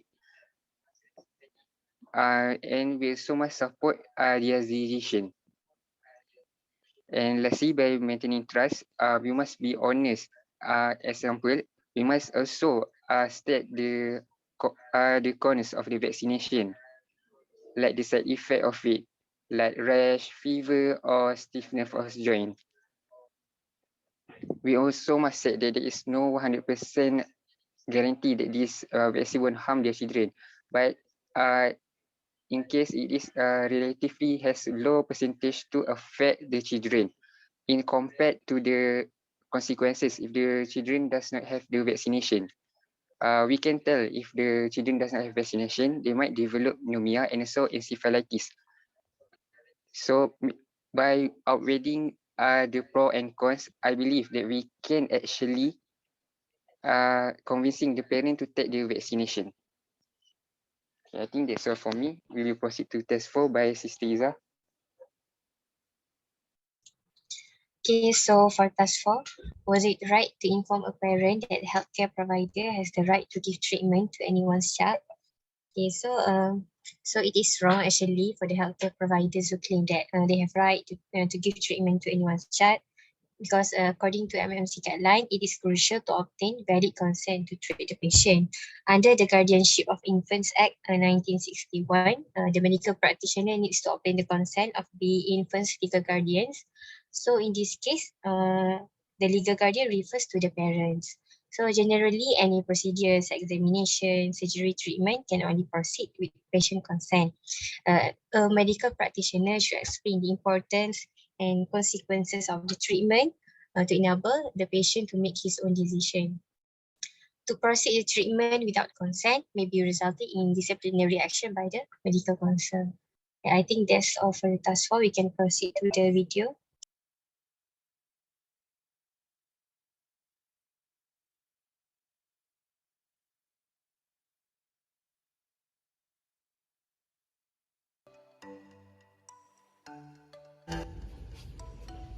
Puan Hani? Yes. Hi, hello. I'm here for my baby's harassment monthly checkup. Oh, hello. Let me take a look first here. Oh, have Sarah received her MMR vaccine? No. Why not? Is it really necessary for her to take the vaccine? Yes, the MMR vaccine is very recommended for babies to protect them from the disease. But do I have the choice to refuse the vaccine? Because I have read on Facebook that the vaccine can cause autism. So I don't want that to happen to my baby, because she's my firstborn and I love her so much. Look, firstly, vaccine does not cause autism, and secondly, it may cause some side effects, but it will resolve within a few days. I am certain it is safe. But I still don't want to. Just give me the baby, I will get vaccinated. No, what are you doing? Just give me that, Sarah! What are you guys doing? Doctor, you see this mother doesn't want her child to be vaccinated. I already advised her, but she still refuses. Doctor, this nurse is being rude to me. She is forcing my daughter to take the vaccine. Don't I have a right as a mother to choose for my baby? I see. So, okay, it's okay, Puan. Calm down, and you also calm down. How about we take a seat first? Okay, Puan, you may take a seat first. Thank you, Doctor. Okay, so before I start, my name is Dr. Nara. So, what seems to be the problem here? Doctor, this is Puan Hani, and her baby of 9 months old named Sarah came for monthly checkup. I checked her immunization schedule, but she haven't got the MMR vaccine because Puan Hani refused to get her child vaccinated. She thinks it can cause autism and can be harmful for the child. Okay, I see. So, is that true, Puan Hani? Yes, Doctor. May I know where have you heard this information from? Yes, People have been talking about it everywhere on Facebook, Twitter, all over the place. I also saw one TikTok video where the parent says that the child that just vaccinated with MMR is autistic due to the vaccine. Plus, it can cause so many dangerous side effects to the babies, and I don't want that to happen to my Sarah. Okay, so I understand your concern, and actually there are a lot of people who came to me and have raised this matter, and from a lot of studies that have been conducted, it's actually a myth. But it's okay. I understand that you are worried about your baby, right? But from all the studies, it is proven that this vaccine, MMR, which is measles, mumps, rubella, it's 100%. It's certainly safe for the baby because this vaccine is to prevent the MMR virus. Because without this vaccine, there will be so many complications and it can be life-threatening. So, do you have any questions regarding this vaccine? Can I know what is the life-threatening? I see. Okay. If we don't take this vaccine, the MMR virus can actually cause a lot of complications such as pneumonia, inflammation of the brain, and also blindness. So in order to prevent that, we need this MMR vaccine because MMR virus is very deadly to babies. And back in the days, there's like 100,000 of people who have died from this illness. So to prevent this from happening, we need to take the vaccine. So do you understand? Yes, now I understand. Okay, so what do you think about the vaccine? Do you want us to administer it to the baby, or you still refuse? I think yes. I want to take the vaccine for my baby, and okay, I'm happy to hear that. So we will take care of Sarah well. I'm sorry for posting you earlier and behaving inappropriately. Why? I'm sorry too because I don't know earlier. Thank you very much for the presentation from Group F1, Group J1. I don't have any other added information to add on the slides because I think it's already complete. Regarding the video presentation, congratulations. That's a really interesting presentation. I think just would like to correct something. I think it's already been corrected by your friend, meaning that you don't say that 100% safe. You say that is usually is safe. So you use the word that is more general. And I think everything is perfect there dekat dalam video tu. Saya tak ada apa nak add on, cuma when you have your colleagues together with you, for example, your staff nurse, your staff nurse to sit together. Don't let the staff nurse berdiri on its own. Kesian staff nurse yang garang dan baru marah-marah macam tu. Let she sit beside you juga. Letakkan kerusi juga supaya dia boleh duduk bersama. And don't ever apologize to a patient while you are standing up. You should be on the same level, same eye level as the patient when you apologize. So that much more proper. Otherwise, it's totally perfect. Thank you. We proceed with the J2 video presentation. Thank you.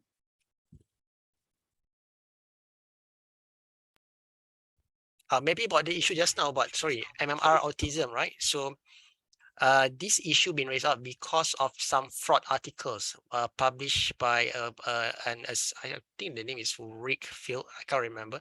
I think in 2005, the article have been removed from the journal because the way that he conduct the study actually is not according to a proper clinical trial, and it's totally biased study. So when they do another study, they found that basically there is no relation at all between MMR, vaccine, and autism. So that's why some actually using that fraud article to cause bad understanding or misunderstanding among the public. So it's already been resolved. So yes, it's true that MMR does not cause autism. Right. Proceed with the video. Thank you. Okay.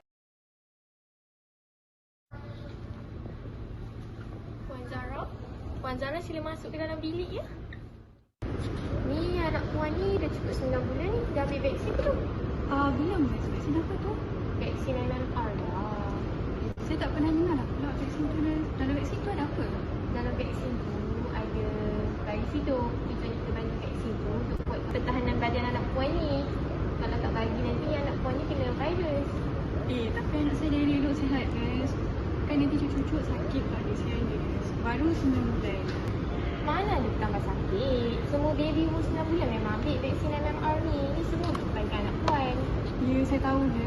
Saya takut dengan vaksin tu. Saya tak tahu apa benda dalam tu. Abang, macam mana abang rasa? Sebelum ke cucu-cucu ni, orang jaga anak elok, dia nak cucu-cucu pula. Tak nak lah orang. Mana boleh macam tu cik? Vaksin MMR ni memang wajib untuk semua baby 9 bulan. Tak apalah ni. Saya cakap lah aku pun memang saya takkan bagi vaksin. Abang. Mana boleh macam tu puan? Puan tahu tak saya ni ada hak ke atas anak puan? Saya boleh bagi je vaksin kepada perempuan tak nak. Saya anak tu. Ini anak saya. Awak jangan buat sepasa. Kalau saya tak bagi memang tak boleh. Tak payah ambil lah. Tak payah ambil. Nurse ni melampau lah. Main jumpa doktor pula. Okey, tunggu. Saya panggil doktor dah. Okay. Boleh.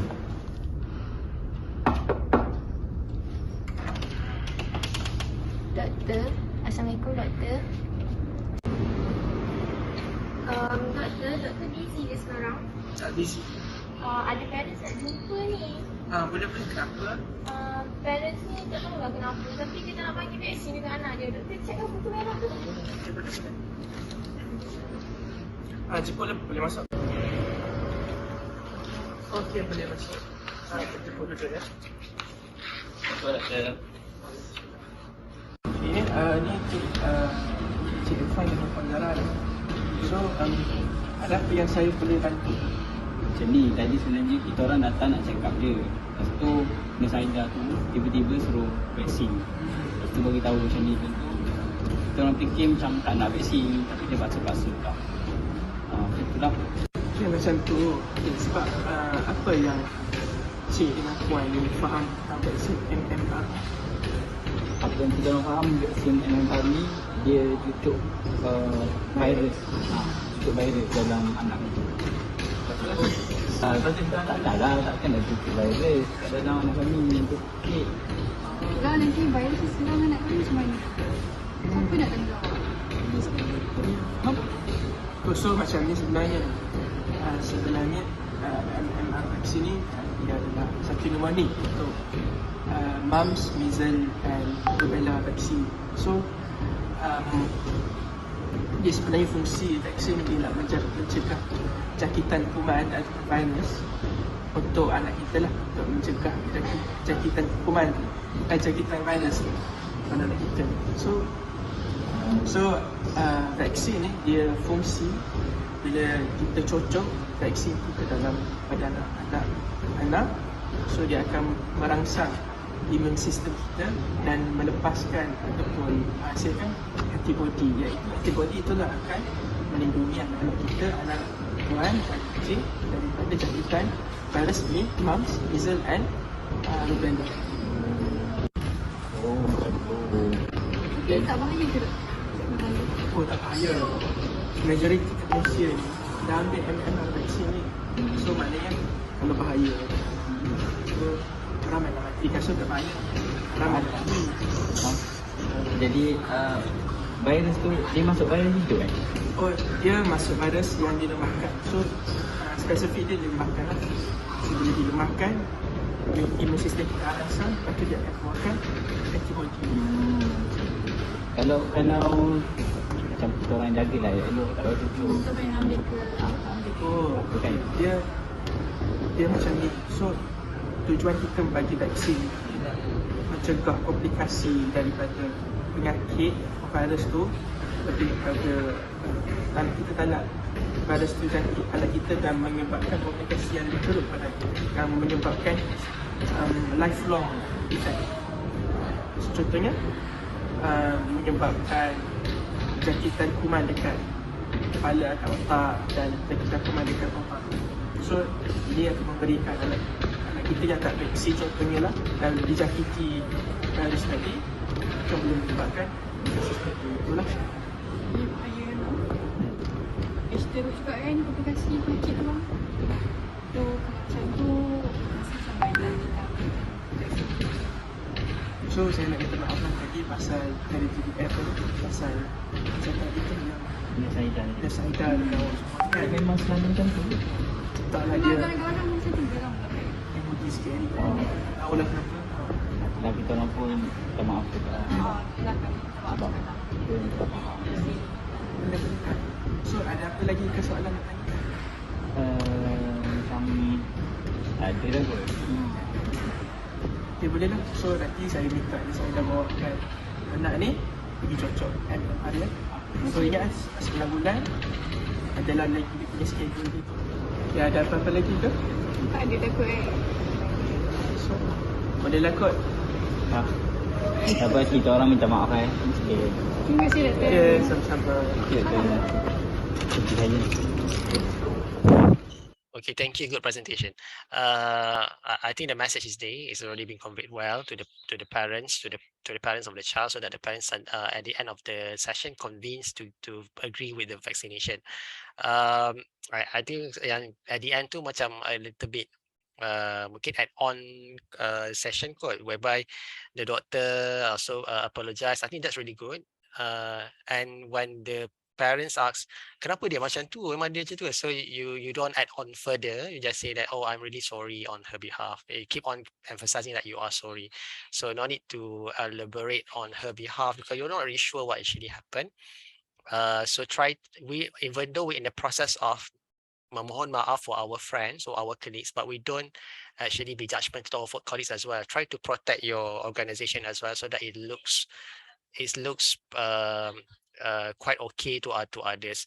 And as a leader in the clinic, as a doctor in the clinic, after the patient return back, if possible that you're going back to that staff nurse and ask her what is the reason just now, why you act like that in a different room. Maksudnya tak nampak by other colleagues lah, so that her air muka terjaga and you not asking her or blaming her or advise her in the presence of others, so that no others tak perasan yang you actually giving the advice to your staff nurse dan sebagainya. So I think that's my add-on value. Any questions so far to the group or to the scenario just now? If no question, I think I allow one more group before we rest. Is that okay? So we're going to rest at 1 as promised. So I proceed with group F2. F2, are you ready? So after that, we need to break and Zoho and lunch. Then we're going to start back at 2:30 p.m.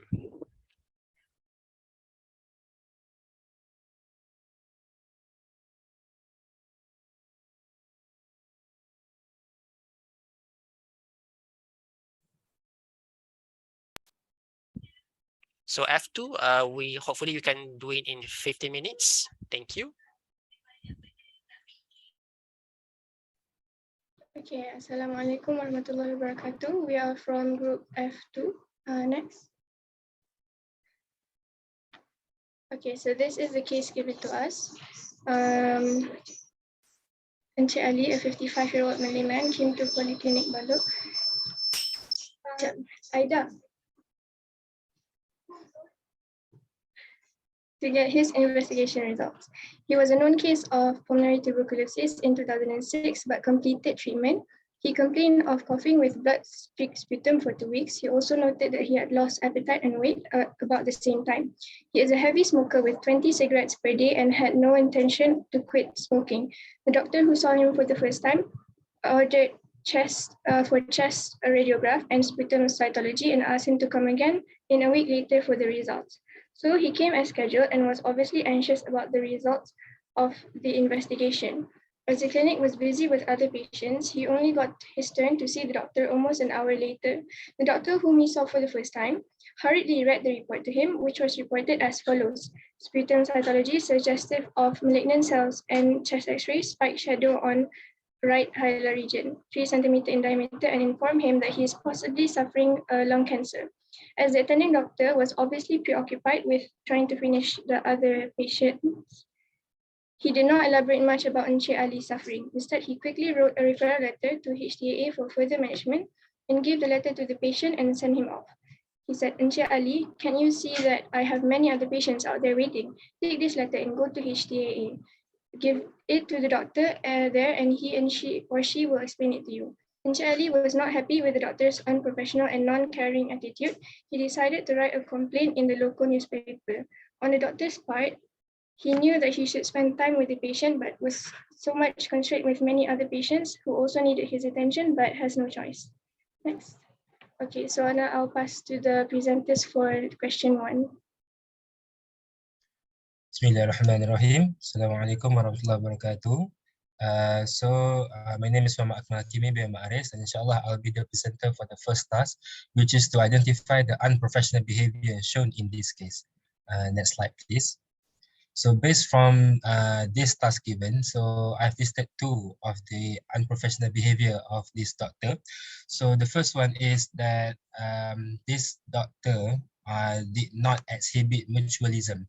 So as we have learned in our elementary clinic class before, so mutualism is actually when the patient and also the doctor is having a similar interest and having an understanding together.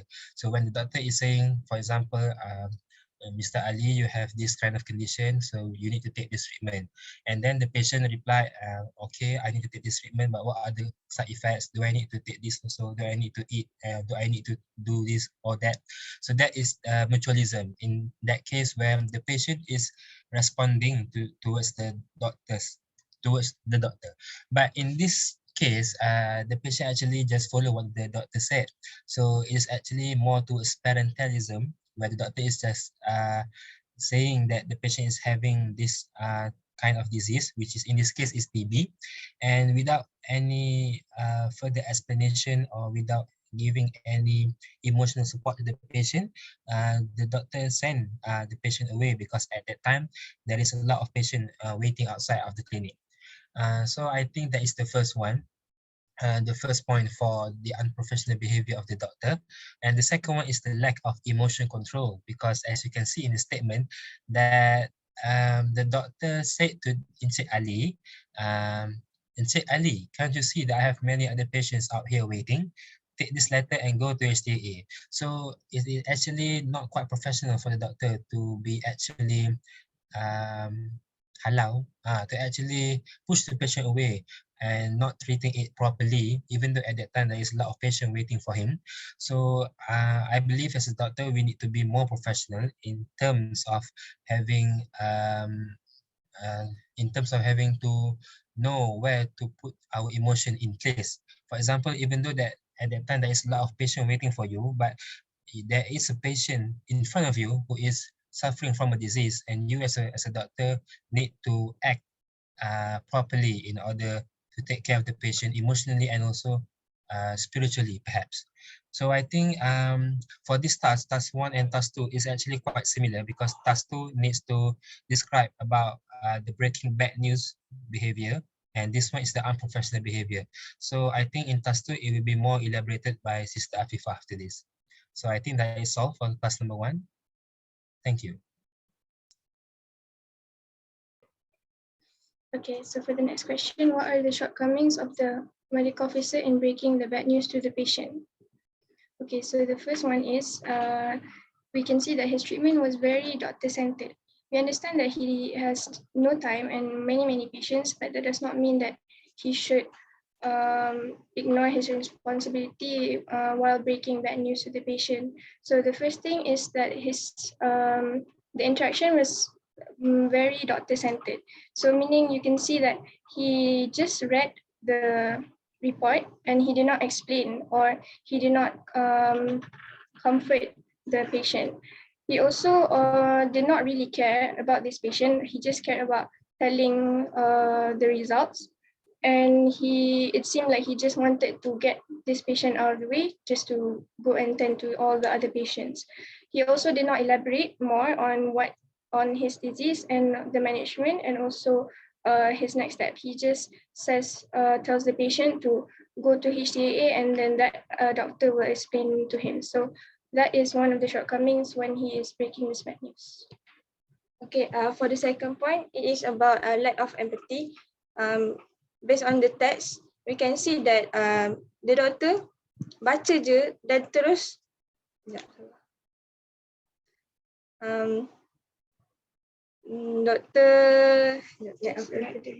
doktor just let the report. Dia tak bagi masa pun untuk patient tu fikir macam sedih ke apa ke, tapi doktor tu terus okay next nak patient seterusnya.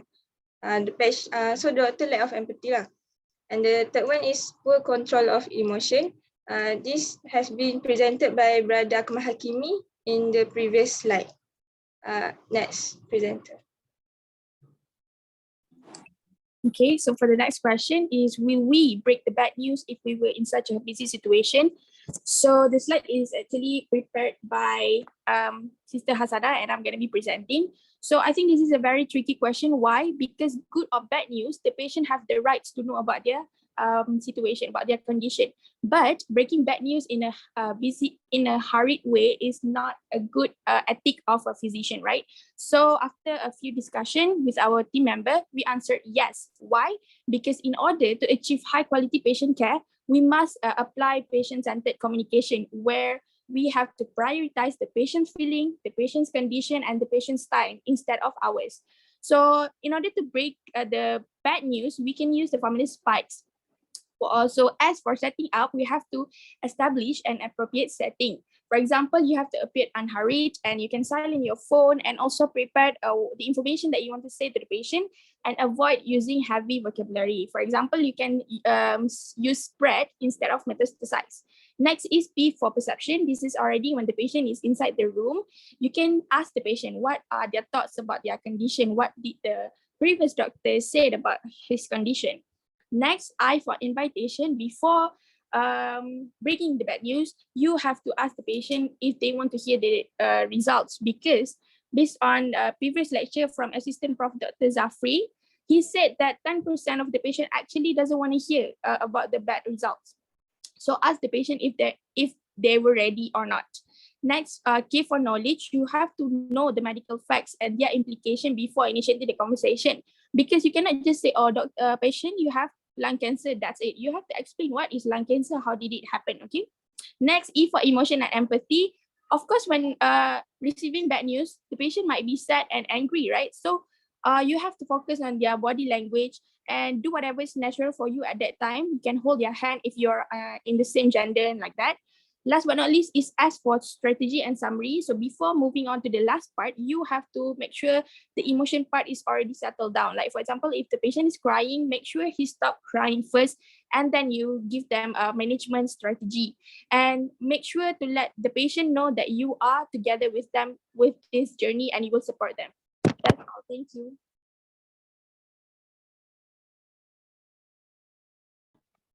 Okay, Assalamualaikum. So inshallah, to continue, it is stated that the patient who are unsatisfied with the doctor's how the doctor served the patient, he wrote to the newspaper about the complaint of the unprofessional attitude of the doctor. So to discuss about the best action of the doctor to address the situation in most professional way. So I will continue. Okay, so from the Code of Professional Conduct, number 3, if I'm not mistaken, under the title of Personal Behavior, the public reputation of the medical profession requires that every member should observe a proper standard of personal behavior, and not only in his professional activities, but at all times. This is the reason why the conviction of a practitioner for a criminal offense may lead to disciplinary proceeding, even if the offense is not directly connected with the practitioner's profession. Even though what the doctor has done is not a criminal offense, however, it is not ethical, and it is somehow rude to the patient. However, the damage has been done and it is not reversible. So what can be done to address the situation? So for the doctors himself, what can he do towards the patient? He can, if possible, contact the patient to meet up and to apologize to the patient, and to make sure that the apology is sincere and full of honesty. The doctor himself need to admit his mistake and unprofessionalism and does not make any excuse. Rather, need to explain his mistake properly and professionally, and also promise and try the best to do better in the future. Also, because the reputation of the clinic has also been tainted, so the doctor may register his fault to the leader, explain the situation and supposed attitude, and ready for any penalty of his misconduct. And I think that is all for what the doctor may do to address the situation. So next is the role play. So I pass to Brother Hakimi.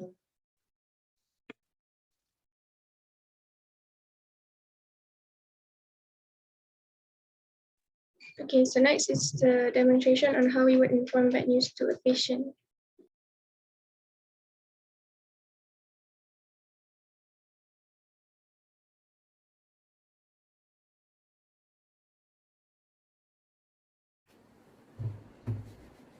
Assalamualaikum Cik Lee. Waalaikumsalam. My name is Dr. Sheikh. How's your day? Oh, Alhamdulillah, my day has been quite good recently. Alhamdulillah. Have you had your breakfast today? Yes, I had my breakfast this morning. Good. So today we will have some discussion about your result of the investigation last week. Let me check first. You stated that you have blood in your sputum for 2 weeks, and you also noticed loss of appetite and weight, isn't it? Yes, that is true, doctor. Okay. And we had taken your sample of sputum and also chest X-ray to investigate your disease. Before that, I would like to know, what is your understanding of your illness just right now? I'm not quite sure, doctor.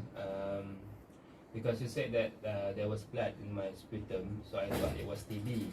But I hope that that is not the case lah. I see. Actually, the good news is it's not TB. Alhamdulillah. But I'm afraid that what I'm gonna say will surprise you. Oh. So, are you ready to hear about it? Yes, please proceed. Charlie, I'm very sorry to inform you that based on your sputum investigation and X-ray, they indicates the presence of cancer cells in your lung. What? Are you serious, doctor? This is just a joking matter, right, doctor? Are you serious? I believe this very difficult for you. Do you have anything to share with me about your feelings? Because your feelings valid, and I am always be with you if anything you want me to help you. Doctor, this can be serious, doctor. I have 7 kids and a grandchild. What are they going to do if I am no longer here? What if I'm dead the next day? What more if my wife knows about this? That is only the first wife. What about my second, my third, and my fourth wife? What if who's going to give them food? Who's going to provide for them if I'm dead? I understand your concern because I know this is not easy as not everyone able to handle this. But remember, Hadith Rasulullah SAW said, there is no disease that Allah has created except Allah has created the cure. Do you mind if we discuss about the management and the treatment, or you need some time? Yes, doctor, I agree. Please proceed. Okay, Charlie.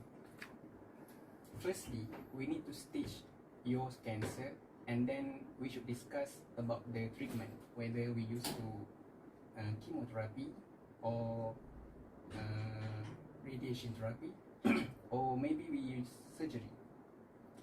And then I have to write a referral letter to HTA Kuantan to further manage your disease because our clinic doesn't capable to handle your cases because due to the lack of expertise and specialists. Are you okay?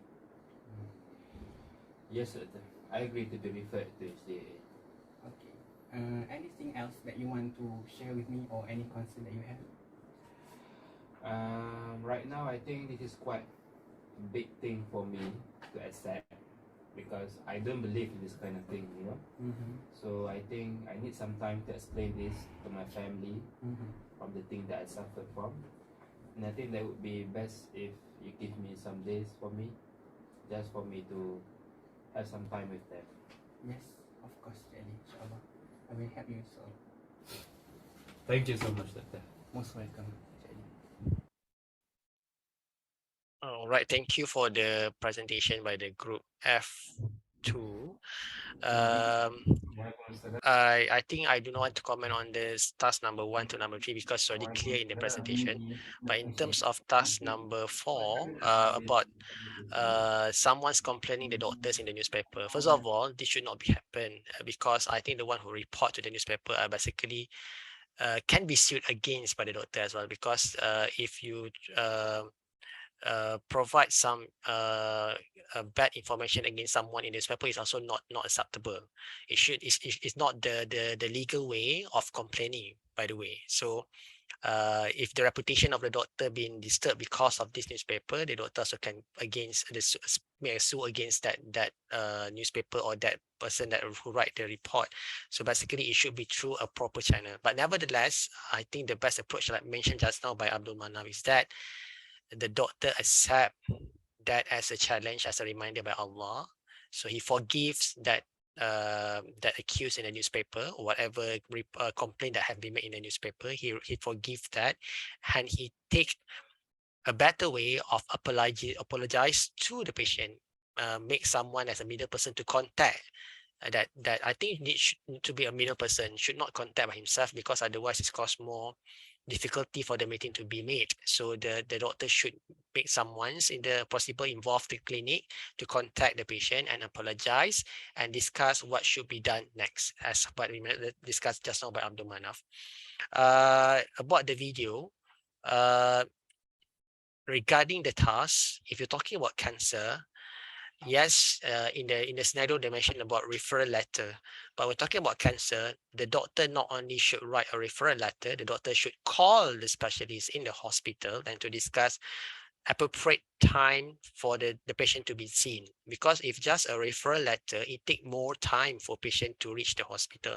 So you should expedite the appointment system and expedite for the patient to be seen as soon as possible, because it's an urgent case when you diagnose patient with the cancer. So you should call the doctor, possibly the doctor on call, the doctor in charge of that department, to say that when the patient can see you as early as possible, because it's involved cancer.